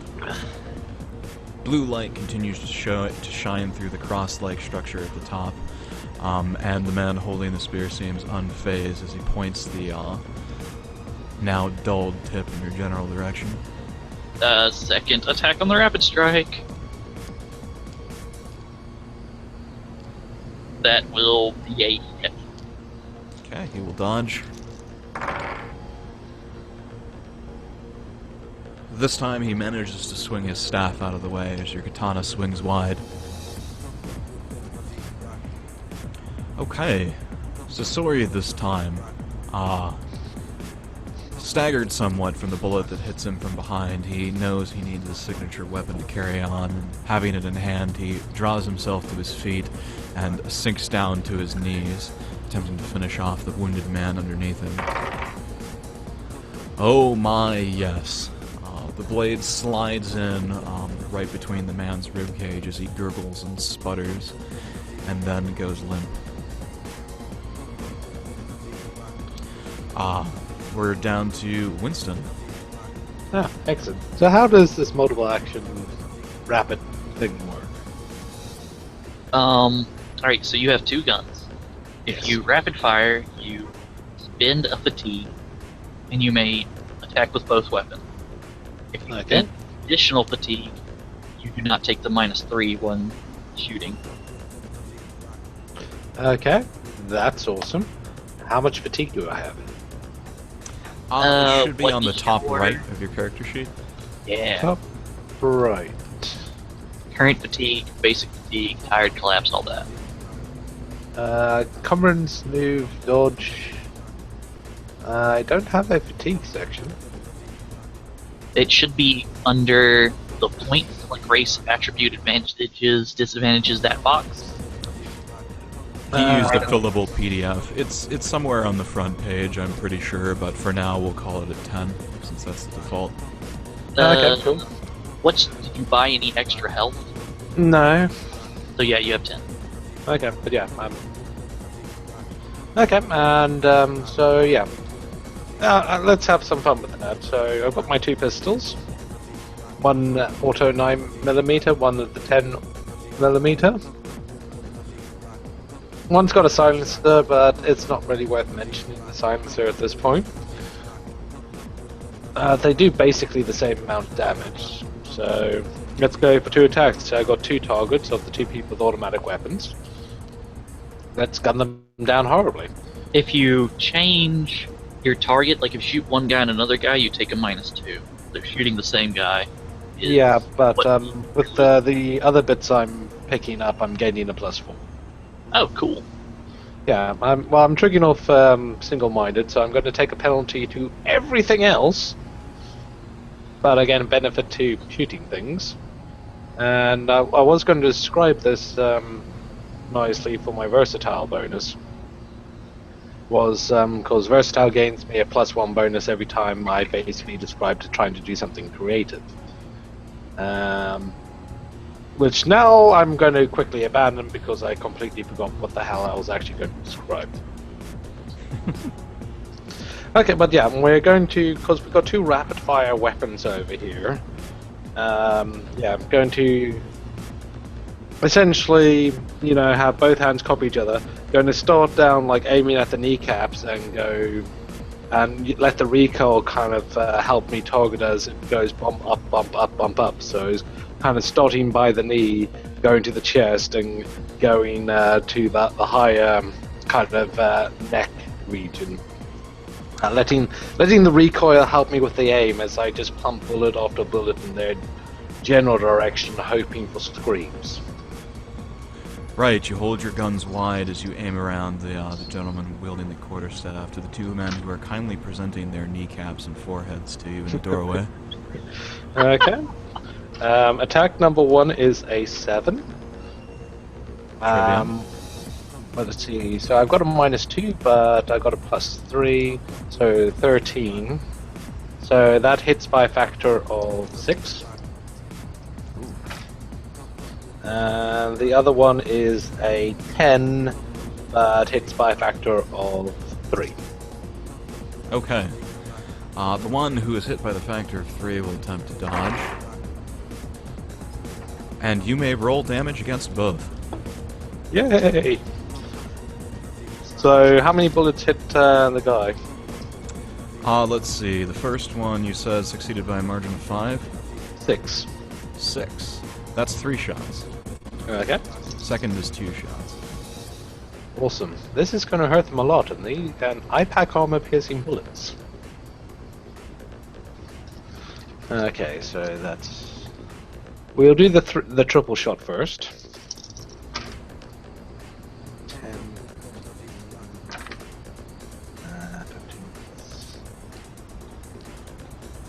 7 is... 3 plus 7 is 22, plus 9 is 31.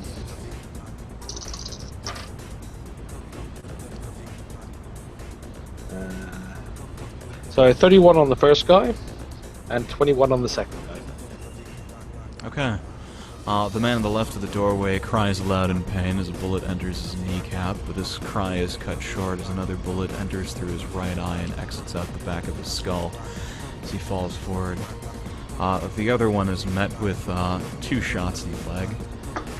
He stumbles to one side and begins bleeding out of the side of his leg. I'm going to roll against shock for this. Excellent. I like to refer to using the single-minded ability as entering bullet time. It was quite a good shot. You sort of had one pistol trained on each guy, aiming wide around 2 melee combatants in the foreground. You managed to hit them both. Well done. Yeah, really well done. Well, we're running out of bad guys to roll against you. The one in the background is going to attempt to return fire at Winston. He succeeds fairly well. Okay, well he's going to hit me because I take a penalty on getting out the way now. Okay. Why am I rolling 4 dice? I should be rolling 3 dice. I only barely managed the basic 8. So with my penalty I would have... actually I think it's a -2 penalty. I would lose by a factor of 2. Okay. I'm gonna roll for a random hit location. Your right leg and your torso. Okay. So right leg just has my normal reflex armor, which is these are all piercing attacks, so that's 18, and the chest has the trauma plates. Right. You take 8 damage after armor. Mm-hmm. It's what is it? 26. So yeah, 8 damage against your right leg, and 23 against the chest, which is fully absorbed by your trauma plates. You've been putting in work. Yeah. Now, considering I don't really know how hit points work, I've always assumed that I only had 10. Yeah, unless you bought up your health, you have 10, and you've lost 9 now. 9? Mm-hmm. What did I take 1 hit point from? I thought you said I took 8 for the leg shot. Oh, I'm sorry, 8. So that leaves me on 2 hit points left. Mm-hmm. Okay. Let me just make a note. Current. A 2. That also means that you're at half move and dodge. We don't use that rule. Yay! Yeah, lucky for you, you don't have to roll against shock or anything like that either. But you do feel shooting pain radiating out from your right leg as you begin to bleed into the pleural space. Doc's gonna have to take a look at that. Fortunately, I am a doctor. I'm in single-minded mode. I can ignore most of the pain. Damn it, Jim. I'm a doctor, not a gunfighter. Wait, yes I am. I'm a doctor, not a hacker. Oh wait, I'm that too. Oh god. Don't let this bloody quarterstaff guy beat you down, or else we're all screwed. Speaking of which, Aleph is going to take 2 expert swings at Garag once again. Your attack? First connects. And the second connects. First one will be a parry. That will be a successful parry. Second one will be a block. Second one will be a successful block.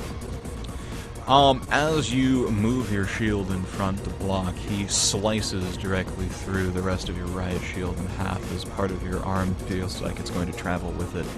You're now holding half of the shield. Free action. The shield, if it's already cut in half, gives me no bonuses left. Just gonna fold up and go into my arm. Now I'm holding it, weapon two-handed. Okay. It is now your turn. Well, you know what? I dislike you immensely. So, rolling against health again. I fail. I take 7 more hit point damage. Ow. Zot. Witch. And I'm going to... I think I want to extra effort and additional parry.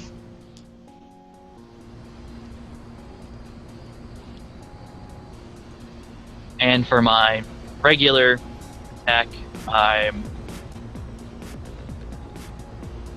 he looks augmented to hell, in fact, doesn't he? Oh yeah. So, once again against the weapon. That's another critical hit. Okay, go ahead and roll damage. Actually, no, we went with the automatic hit before. Yeah, go ahead and roll damage.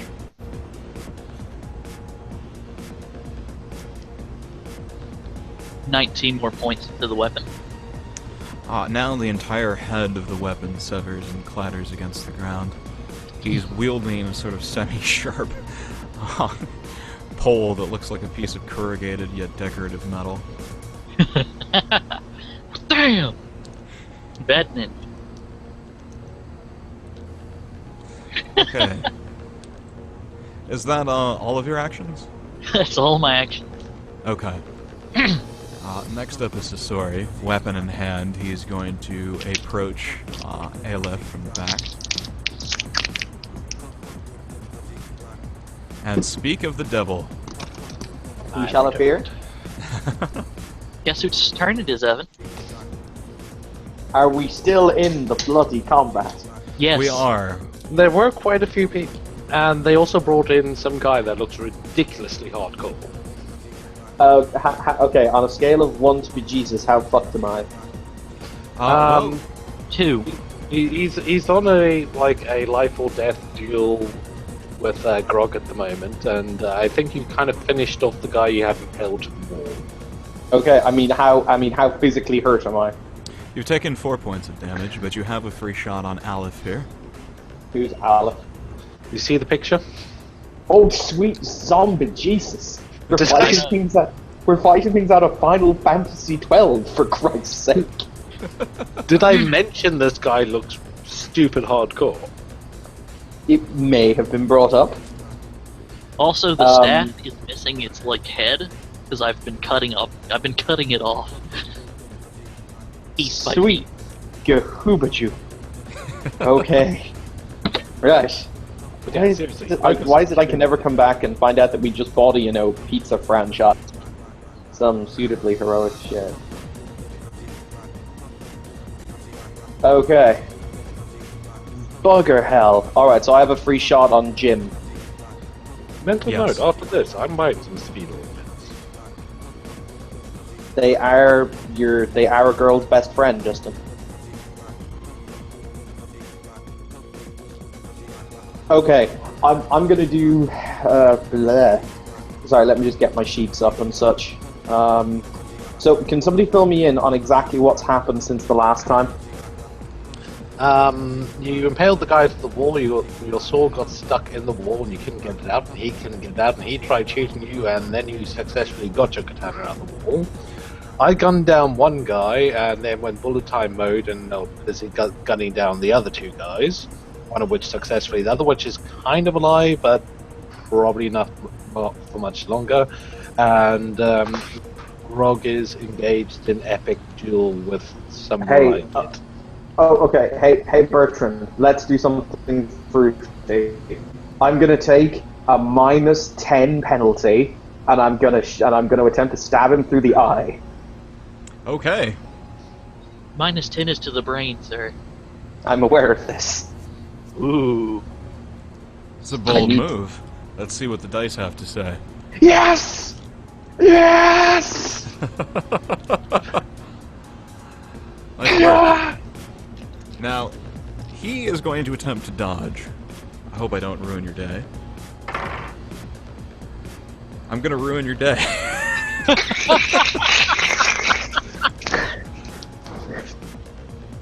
But you know what? Because I am a kind and merciful GM, I'm going to allow the side of your blade, because he doesn't succeed by a very high margin, I'm going to allow the side of your monowire blade to graze his, you see those cheekbones he's got on the side, those ridges? You're going to slice into one of those. Go ahead and roll damage. Yay! Go monowire katana! Aww. That's 5. That's 7 to the head. Okay. Wow. It slides over the top of the ridge and leaves a little bit of a cut. He's got a scar to remember you by now. Next up is John Woo. I mean Winston Trulia.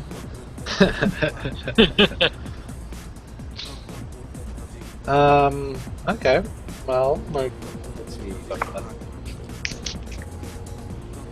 Let's carry on the coolness factor. Let's finish gunning down this other guy over here. But while I'm at it, this guy's like 2 people on him, and he's like dodging all this shit. Let's see if I can throw a knife where I expect him to dodge into. Okay. Because I'm oddly enough better at throwing knives. Do you have quick draw? Is quick draw a thing? Quick draw is a thing, I'm afraid. God damn it. How much is it for quick draw? Jog my memory, Grog. What is it you roll against? Dex -6 if you don't have quick draw. How do you get quick? Yeah, it's 1 point and it's quick draw, then you designate the weapon, like quick draw knife, quick draw sword. Yeah, I believe it's just a skill, isn't it? It's just a skill. Yeah. Okay, I mightn't. It would be dodgy of me to invest in that skill in pistol and quick draw knife about now. Yeah. Can't do it in combat, I'm afraid. Yeah, yeah. But I do have points spare, and thank you for giving me something to invest points in. Okay, in fact, no, we'll stick with the guns, because we already got the 2 guns out, so fuck it, I'm going to shoot him and the other guy. So screw them both. I'm sorry, once somebody else hit him, it kind of opened the rules of engagement to anyone to hit him besides the person who was dealing. Oh, totally. So, the guy that I'm going to be gunning down I rolled a 5. So that's 3, I'm assuming 3 shots that are going to hit him. 2. When you succeed by a margin of 6 is when you score 3. Yeah, I succeeded by a margin of 10. Oh.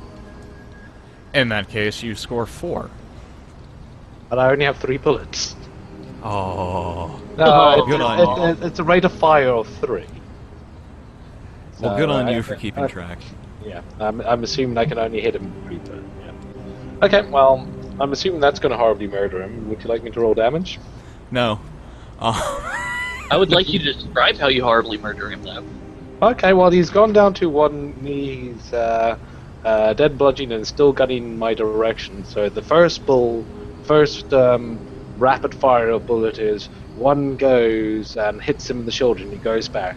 The other one hits him directly into the hand where he's holding the gun, cleaving off several of his fingers, and as he's falling backwards in this kind of shower of blood and pain, the next bullet goes and hits him directly clean between the eyes. Very nice. The Triad member with the ponytail goes down in a pool of his own blood. Meanwhile, samurai motherfucker. Have we gotten the boss or no? No. This Ah. guy showed up and we were both like, oh fuck. It's Yep. probably worth noting to you, Grog, that the underboss is no longer showing up on your radar. Yes, thank you. We're pretty sure he's long gone. I rolled an 8 for this, for hitting Aleph.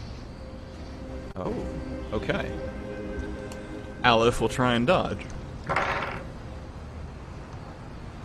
Aleph rolls his torso out of the way as you barely succeed in missing both him and Grog. Okay, and he can enjoy the sound of the click as one of the clips is now empty. Click, click, click, click, click. Aleph lets out a slight groan as he allows his arm to go up to the side of his cheekbone where Caesarea has left a slight dash. You see him reach behind himself, and I'd like you to roll perception if you could, please. That goes for all of you. Sight-based? Yep. Does it have a heat signature? Nope. I rolled 11, which is 2 under. Does it have a sound signature for sonar? Does it show up on radar? It's kind of a small object. Just roll your regular perception. Please tell me it's a tiny little sign that says I surrender Oh. and has a little white flag painted on it. Oh. No, I didn't get any bonuses, so I failed. Okay. He reaches into the rear of his kimono and withdraws a small sphere-shaped object that glints silver. You notice, Winston, and he tosses it at his feet. And he then leaps backwards, accomplishing a pretty impressive jump of about 20 feet. There's now a small silvery smear emitting a blue light in the center of the room. Is it making a ticking sound? No ticking sound yet, but it's right in front of you, if you would My like knowledge to. of things that will attack, and I try to identify what it is. You may. I rolled an 8.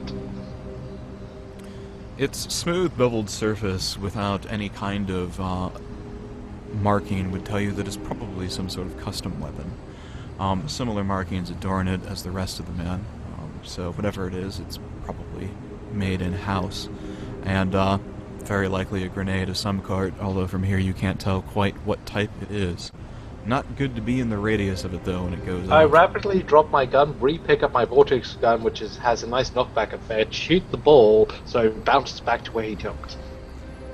Well, when we get to your turn, that will be pretty cool. I don't know what you're doing, so I'm going to be right next to it. Grog, you're up first. Oh god, extra effort leap. Stab in face. They're gonna leap towards him. Yup. You're at, like, what, like 3 hit points now? I don't die till minus 110. Yeah, The okay. fuck?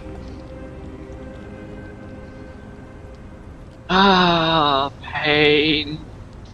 Agony. And no, I'm at 7 this one. If I fail this. I didn't fail! Huzzah! Okay, you leap forward towards Aleph, matching him stance for stance. For the first time in the fight, you can see a look of surprise peering out from underneath his helmet. And here's my attack. No, I don't think you get an attack to go with it. Should be a wild swing. I mean, you could try and move an attack, I suppose, but you'll That- take a penalty for that. Yeah, that's what I'm doing. The extra effort is so that I could get to him. Okay. Adding my strength to the distance, which gets me well over 20. So he sees me jump, and I'm like, I shout and stab, and I manage to try to stab him with an impale. Okay. As you jump towards him, he barely tries to drag himself out of the way. The downward force of your monowire katana sings as it swipes through the air and barely misses him past his left side. He brings his half of a quarterstaff now up impotently to try and parry, but really it's the fact that he moved his body out of the way that's recovered him from damage. Next up is Sasori. Are you there, Heaven? His connection might have died. Okay. In that case, I'm going to act for him. He has a shiny object that he perceives to be some sort of grenade, and he is going to attempt to drop and dodge back behind the desk. See if he succeeds. He succeeds and jumps back over the desk from whence he came. And finally, would you like to reach for that vortex pistol, Winston? Yes, I would. Oh, did my turn get missed? Oh well. I was getting some tea. Oh yeah, you kind of missed it. What he had to do was jump for cover. Okay. Because grenade. I would like to point out, at least Bertrand is listening to my instructions of no heroic actions. Well, we think it's a grenade. It could be all sorts of things. If it helps, I know I'm too valuable to die. It's probably a grenade. I'm curious if it could have been something else, but I'm going to treat it like a grenade.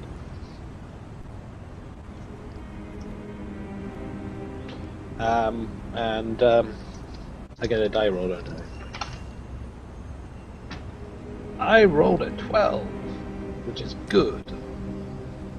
Okay. I'm gonna say it's probably at like a -3 to hit the small little silvery grenade on the floor. Yep, I would still hit with that roll. You still succeed. Okay. What's your? I gave myself my. I hope you don't mind me, but I'm still using my I gave myself my versatile bonus for my +1 because I thought that action was creative. That is definitely versatile, yeah. And I've still been keeping my single-minded bonus, which I put for shooting things. Right. It's one task. Yeah. So, I'll tell you what, go ahead and roll damage, and the amount that you get will be the number of yards it rolls away from you. Well, it says double knockback. I don't know what double knockback is. It means that you would double the distance that you knock something away from you. Okay. I will roll a 6, but it's like 6 minus 3.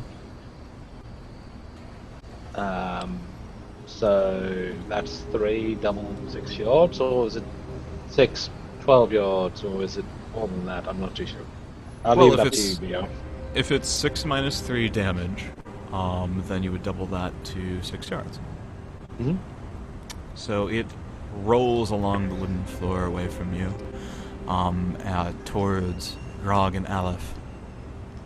Hopefully picking up speed. Oh yes. Come on, kill that cybernetic kill both those cybernetic bastards. I don't have to pay the other one. I want to be able to see the guy's face when he realizes, oh, that shiny thing that I put down over there, it's over here now. Oh shit. Aleph instinctively covers his eyes as the device suddenly goes off with a rich blue light filling the room. I would like everyone except Sasori to roll against your health, please. Woo! Cover! I'm not looking at it, so do I have to make the roll? Yes. I have armored shades, if that helps. Not in this circumstance, but nice try. I have... You know what type of eyewear I have. Do I need to make it still? Yeah. Ooh. Okay, well, I have a HP of 10. I'm assuming it's against just HP, not against current HP. It's against your health, which should be on parity if you haven't... Oh, that's HT. Yeah. Okay. Yeah, I'm good. Yay, Okay. VR. Your info link, which has become so ordinary to you, you barely even notice it these days, flickers on and off in the corner of your vision before slowly recovering. Your vision snaps back into focus as you can see Aleph sort of trying to shield his face with one hand and struggling somewhat. He loses his action, and Grog, you have a golden opportunity. Oh, this boy doesn't have an action? Well, here we go. Let's see if I take damage. Yep. Zot. Ow! Are you below your ordinary hit point threshold now? Nope, I'm at 0. You're at 0? Okay, roll Yep. against your health. I succeed. Okay. What's your health? I know, but the last time you succeeded on a health roll of 14, so I'm just like, what is your health? Yeah, 14. And now I'm going to quickly cut this guy down.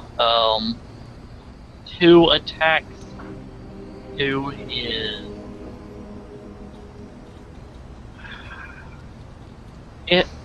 What would You see that lovely little red eye right where his heart should be? You should totally carve into that. What would cripple him more, VR, like for running purposes in your game? A knee shot or a foot shot? A knee shot. Alright. They'll go after this.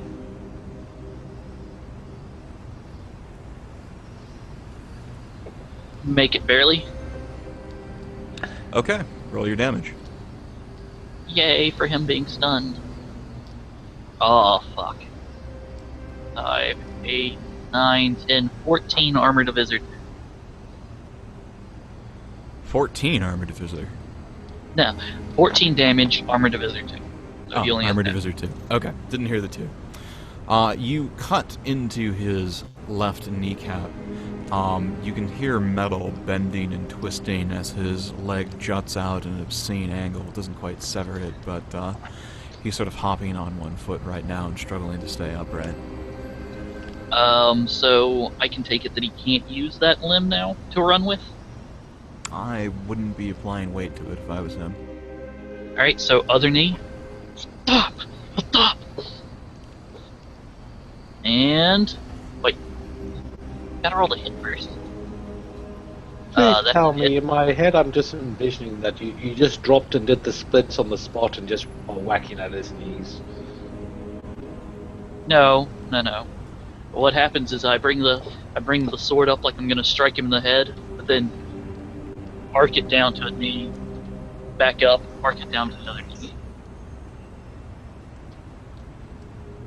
So that's going to be a hit. Okay, roll your damage. 11, 15, 18, 22 with armor divisor 2. Okay. Swinging from right to left in a wide arc, you follow your hit through the first leg and keep on going. You've now severed his left leg completely up and cut deeply into his right. You hear a metallic groaning noise as the man falls backwards. He's prone on his back with a broken weapon, and now, more or less, at your mercy. Hi! And roll for quick sheet.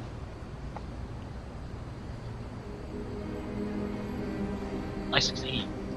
What are you rolling for? Quick sheet at -6. Ah, quick shoot. Gotcha. So, Sasori, your enemy lies at your feet. How would you like to follow?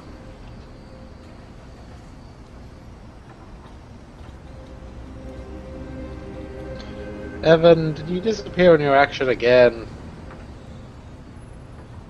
Winston, your enemy lies at your feet. How would you like to follow? I would like to question this one.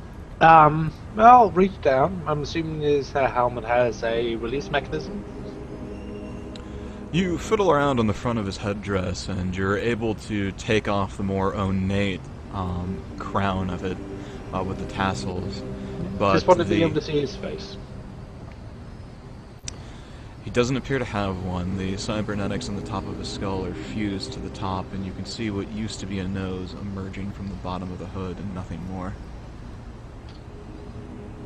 Okay. Oh, interesting. I'll go and jot a weapon away from him. Does he have any little suicide mechanisms on him, or any more of those fucking grenades? You pat him down around the stomach, and you notice he has some sort of utility belt that he's wearing, which you gingerly remove. Okay.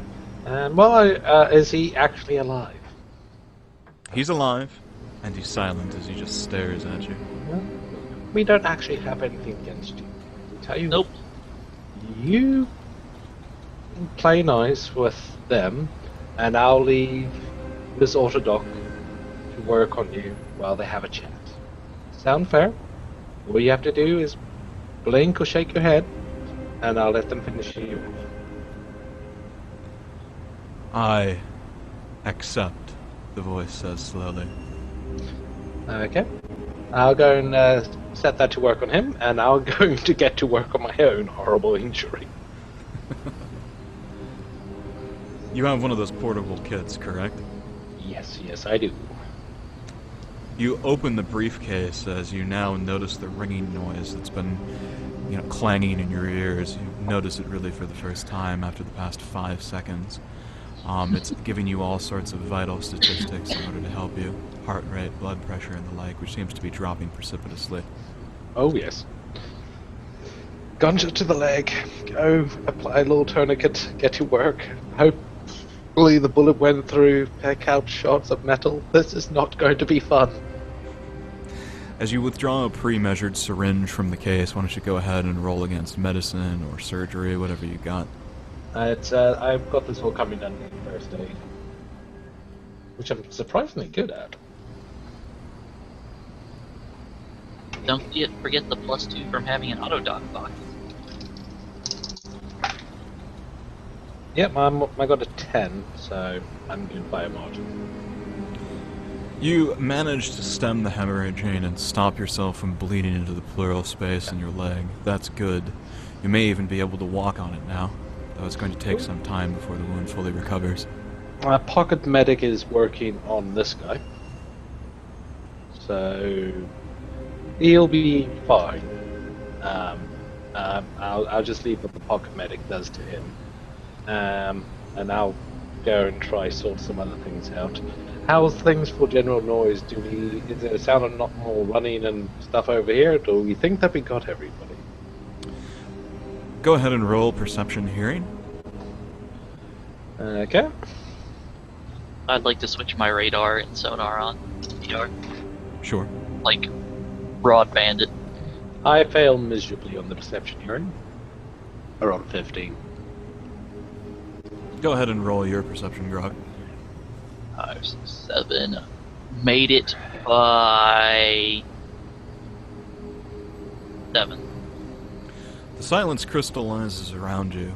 It's difficult for your radar to penetrate the underground areas of the facility, but you don't notice any blips on the radar, no heat signatures, no movement. Okay. Considering I can potentially detect what he's doing, I think I'll just let him alert me while I go and pat these other bastards down. I'm gonna look at the guy and calmly ask, are there any more of you coming? We did not think we would need more.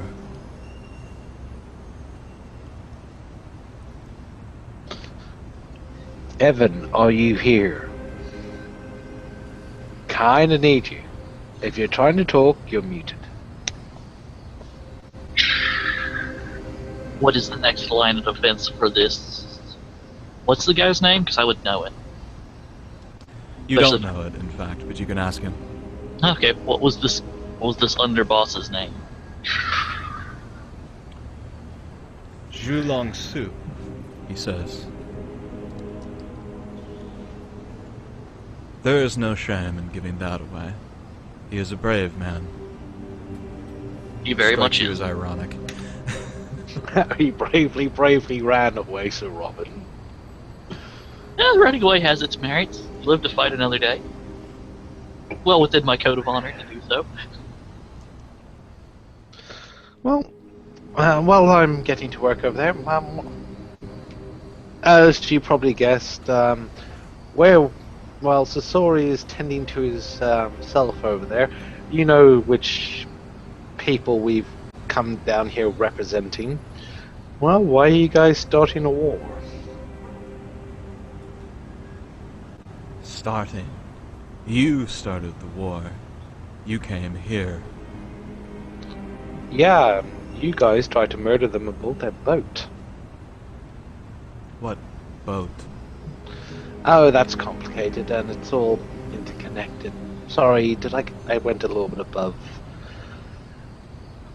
A little bit above our pay grade. Your boss has sent a lot of people over to Sasori's place and wanted us to stay here while he had his run of everything.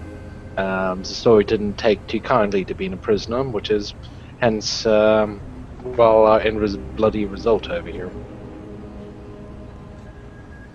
I will not believe your lies, the man says, with some effort. The dock bot is beeping, communicating through it with your info link. It's having a difficult time making sense of the man's physiology. It's attempting to put his foot on backwards at the moment. I'm gonna try to What we roll. need to do is make sure that he doesn't bleed out. Critical things first. There's specific order. First you deal with initial bleeding, then you deal with intoxicants in the stream. Essentially, the progression of things that will cause death fastest. You get rid of those and you walk towards the... Yeah, this guy can live without a foot, but he can't live with his femoral arteries. Since he's made of mostly bionic bits, would I can repair him. would repair be something that we could use? Yeah, in To stop fact, a repair would be preferable in this circumstance. Well, why don't you move him up over to the workbench that they got going over here? I'll get you fixed up. Yeah. I have a skill of 15. How about you? Or it depends on the type of repair. I can repair the electronics. I can't repair, in-depth stuff. I can repair stuff. Don't Basically, you repair can, electronics. That way he can't run away. yeah, but I can essentially make sure that the electronic component of him is not so bad. So, the sense that controls his heart and reflexes, because the bits that keep him from not dying. I can work on that, but you work on the important cybernetics. I made it by 5. Yeah, and like I said, we don't actually have anything against you guys. In fact, we came down here to find out what you guys had against us. The man chokes back. Why do you think we came down personally? The story over there, he's top of his Triad, and he didn't have to come down here personally. Foolish of him to come here. Our clans, ancient enemies. This will put an end to that. Well, tell me more. I don't know much about your individual clan's history. I don't know much about the Red Arrows. There is little to tell. One of 3 major. You will see. Like me. Well, I remembered I used to conduct my usual business around Hong Kong until some people decided to have me thrown in the back of a car and kidnapped and sent to all sorts of places. Got me all involved, and then you guys got involved. It's all really complicated. The Yakuza try to make inroads with People's Party. Have been cast out by Triads. Survive in Hengsha, Hong Kong. We will have our revenge.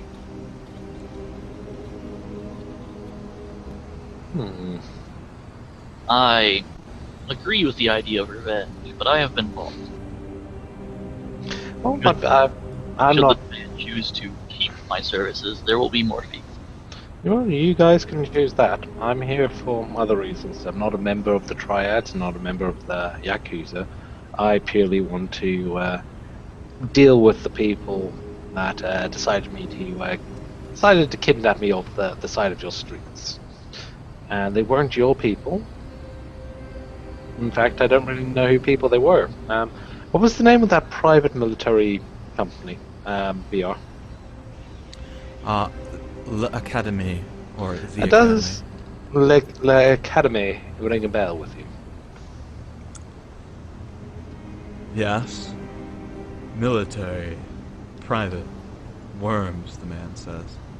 Mm-hmm. Have your people used them before? You are, he says to you, not fully hearing or understanding your question. The company you keep.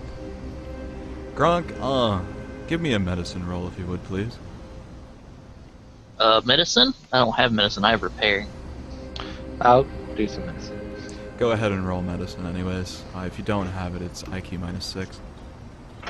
Oh look, critical success. We're good. Yeah, the man's life signs, despite your administration, seem to be failing. You're not entirely sure why. Seems some part of him is still human. I really want Evan to kind of be here to be able to ask the question because it's really kind of up his street of things. If you want, we've been going for about stop? 2.5 hours. we could take like a 15-minute break if you want. Yeah, let's take a short break. That would be nice. Okay. I've got like a 50-50 chance of getting a sleep in tomorrow and having to get up early tomorrow, and I'm willing to take it. Okay. We'll call it 10-15 minutes. Try and be back. Okay, well, I'll be back in a moment. I have this horrible habit of whenever I play Winston, I buy alcoholic ginger ale. And I happen to still have one bottle left. Surely only improves your aim. So, with a 3, could I, theoretically, since it's critical success, stop him from bleeding out? I can give you some more information when we get back. Okay. I'm actually gonna step back for a moment myself. I'll be right back. Alright, I'm muting myself.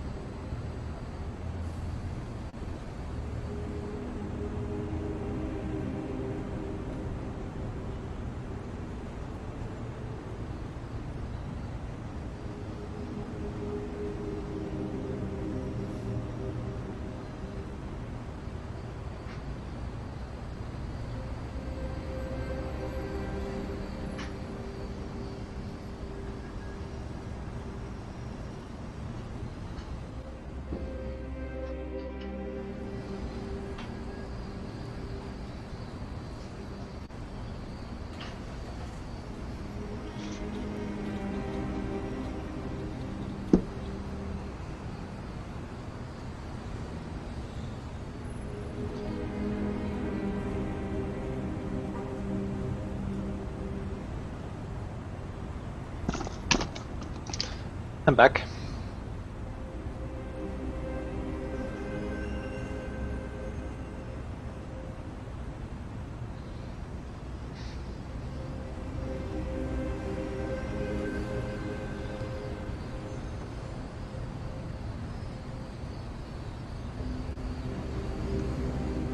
You guys there?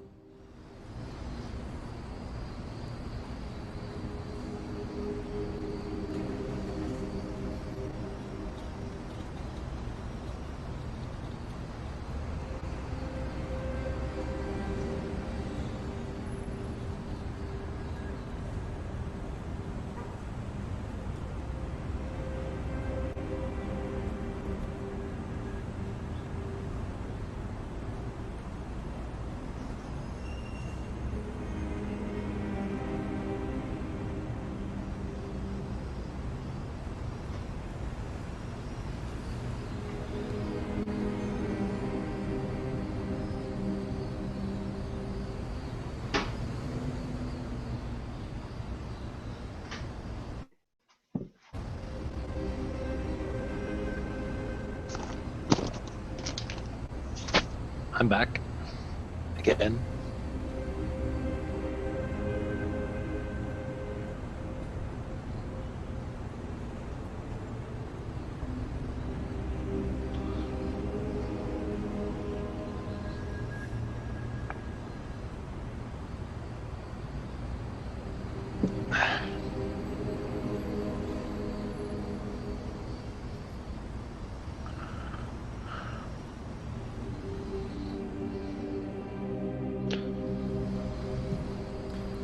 Hello there. Justin, I can tell you're back. What about you, Grog? No, doesn't look like he's back. Alright, we'll give him a few minutes longer. But yeah, I had a couple of things maybe just to fit in the background of things. Is cool? Sure. Okay. Now, just because my memory isn't particularly great, if I remember right at the beginning of this, basically, Underboss Man said basically that he was sending a boatload of people to Japan, right? Yeah. Okay. Now, remember I set up basically that one lady to be a part of the Juggernaut Collective. Mm-hmm. Yeah. I would like to pass out an encrypted message to that lady. Perfectly reasonable. Your info link is working fine. Yeah, yeah. Well, it's something I can do while I'm tasking on some other more simple things. Basically, explaining that specific thing to her. That, yeah, Red Arrows, these guys, they're sending a boatload of people to, have issues with Sasori's guys. There's a person, what was Sasori's second called again? I can't remember. Seemed like a really nice guy. I'm sorry, what person are you asking about? Sasori's kind of second, the nice social guy. Daisuke. Daisuke. You might want to pass that on to Daisuke. I'm sending it to you because I've got the best encrypted channels to go to you. Okay. She, takes a moment before she responds, but you can hear, sputtering over the frequency. She says, "Hi, I will let Daisuke-sama know." After that, I want you to... well, you've got the other guys to look after you, but you get down low. Real low. Things might get ugly over there. Did they tell you how they would be coming? From Boat. where? From... How many? No numbers. She They said sounds several. worried. Right. I I'm back. will tell him. Thank you. Excellent. And, well, like I said, once you pass on that message, you get low as you can be. You don't want to be on the radar for that one. I don't even plan on being in the same room, she says. And don't be in the same city, is what I'm suggesting. Okay. You hear the brief sound of a dry chuckle as the line goes dead. Excellent. So, I'll let Grog work on this person. He's fading away. I need to connect to this system over here and take what information I can. I don't know how much time we got, so I gotta be quick. if you try to like plug the guy up to a system, Oh, we've got a full workshop over here. Plug him in. Yeah, he will actually stop you from doing that. His memories are his own, Not him. not a robot. I don't want to connect to him. I want to connect to this place's computer system. Ah, I misheard. I thought you were trying to connect to this guy. No. He's himself. Connect him to the repair over here. See if you can find what fault's wrong with him. So with the 3, what is wrong with him, ER? It's difficult to say. Massive shock. His system is trying to compensate for having lost more material than he should. He's having basically what amounts to phantom pain in his limb that's been amputated. Mostly psychological, as it would seem. Well, I did reattach it. Yeah, doesn't seem to have helped. No, it's probably... this person still has organic components. It's I'm just saying this while I'm tapping into the main computers over here. He's probably one of his internal life support systems has been damaged. Can I run a diagnostic and try to figure out what's wrong with him? You absolutely can. This is going to be either medicine or surgery at a -2. Things I don't have. Can I run a diagnostic through his bionic part? Try to get it that way. Well, He's with got your an critical uncomfortable success from computer. earlier, you're guessing that's not the right place to look. Doctor, would you mind looking at this? Okay. Alright, let me have a look at it. Where are my dice going? I have my dice. I rolled 10, which is a success with a -2. A simple blood test shows positive during the tox screen. Some sort of deadly combination of chemicals is being released into his blood. Ah, one of those systems. Can I find a So basically, there's a suicide system built into him. It's a neurotoxin, and you can't imagine why something like that would be stored for any other reason. Is it possible to find the location for it? You can try. Okay.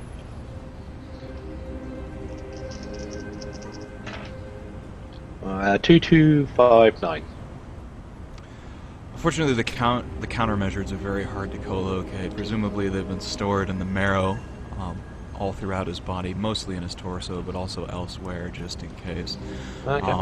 The best you could try and hope for is some sort of dialysis, but you don't have the equipment for that here. Well,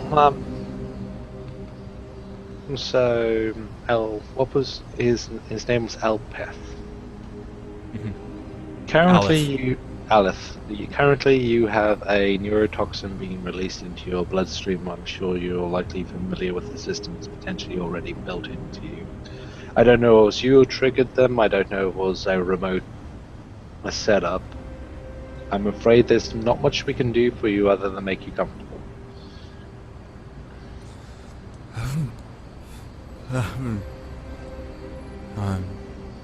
It seems to be affecting his central nervous system. He's barely able to put words together.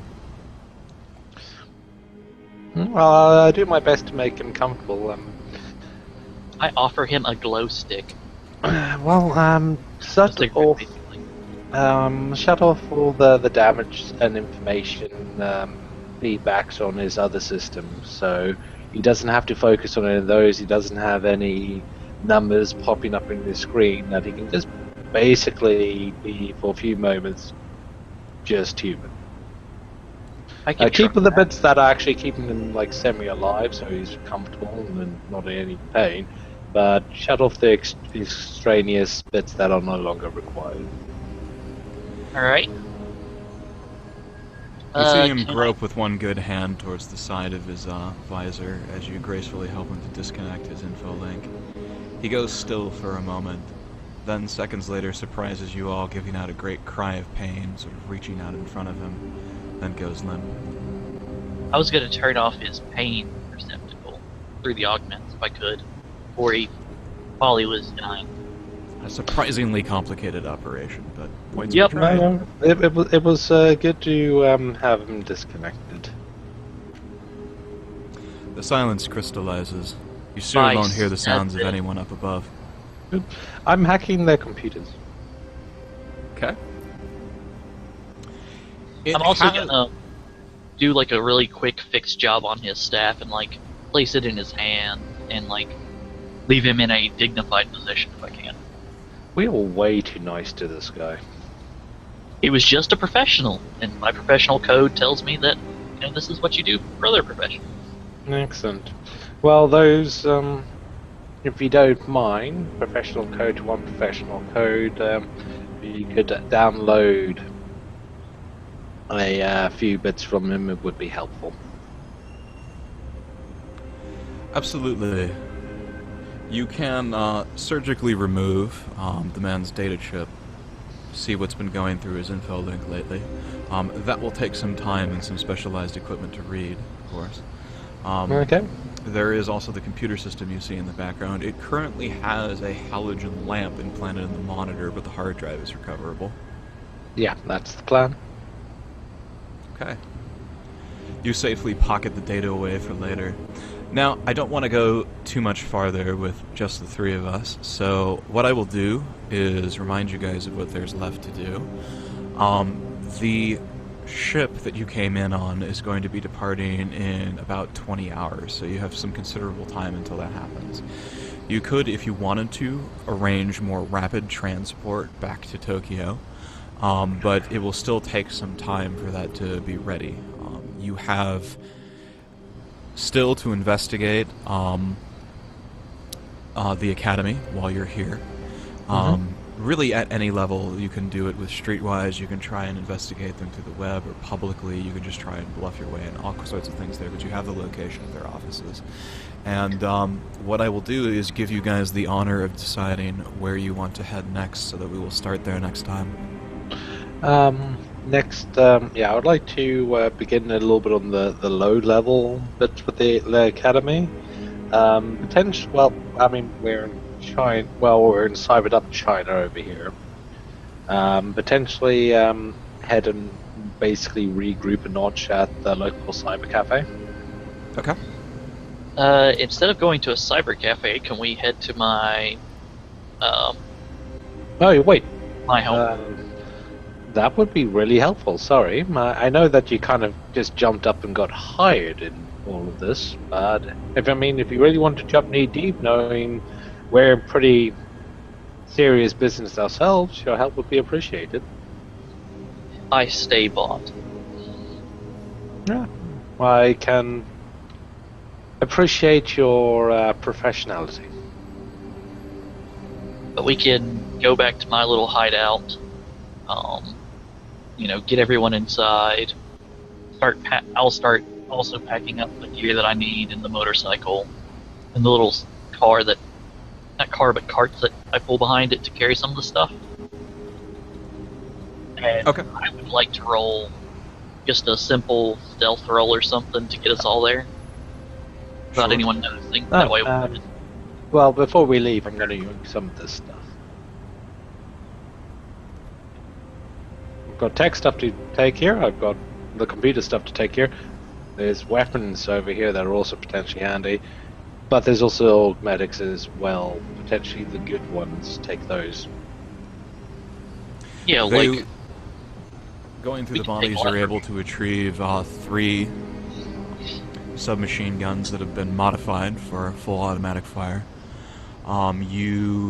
Most of the augments left in the other 2 bodies are unremovable, but you do recover some bulbs in the form of credit chits, and a couple of modified pistols. Okay, well, a lot of that would have been taken when I initially went through their pockets. I was meaning the stuff in the workshop. Really, besides the hard drive, it's the only thing of value that you would note. Okay. There Yeah, are good. some old augments along the walls, and you do notice one that looks like a great spinal column with flowing light going through it that seems to catch your eye. Yeah, let's take this. A lot of this stuff potentially worth of future investigation. Well, also potentially putting it to use. Plus, I'm also kind of not that rich. I might sell it on. But it's easy stuff to grab, and no one's currently kind of trying to gun this down. What's his name has already thoroughly left the building, and I have a professional trained killer with me. I'm feeling reasonably safe to take the extra couple of minutes to pocket things.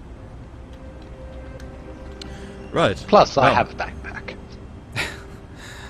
wise to think ahead like that. Following behind Grog, who shrouds himself and looks out carefully outside of the temple, notices the unusual and quiet stillness for a city so densely populated. Seems perhaps the Triads took the liberty of clearing out any pain-in-the-ass civilians from getting. This more or less covers your escape until you're able to make your way down an alley, and onto one of the main arteries of the city, where it becomes easy enough to hail a cab and send it wherever Grog wishes. we're gonna go like 5 blocks from where the safe house is located. Then we're gonna walk the rest of the way. Being extremely I careful not never to fall in. never did catch your name. You may call me RZ94. I didn't catch that. Say again, please. I said you may call me RZ94. 94. Yes. Okay. Well, thank you. I'd like to say for your age, you kind of arrived at the right time. Those people seem to be quite prepared to, well, handle just me and our friend over there. You appear to have been the little tipping scale on this one.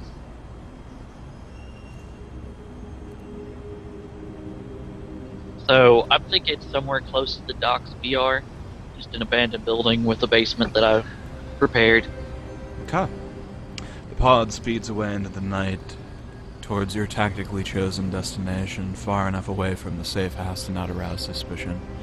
Once again, the lights of the Pangu block out the night sky as you can slowly see the sun beginning to rise in the horizon.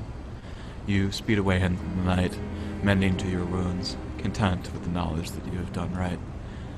You'll sleep better than usual tonight. And with that... Because I have 500,000 bulbs, Richard.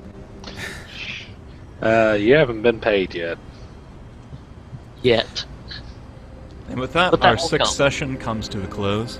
Thank you very much for joining us, and we will see you in 2 weeks. Take care.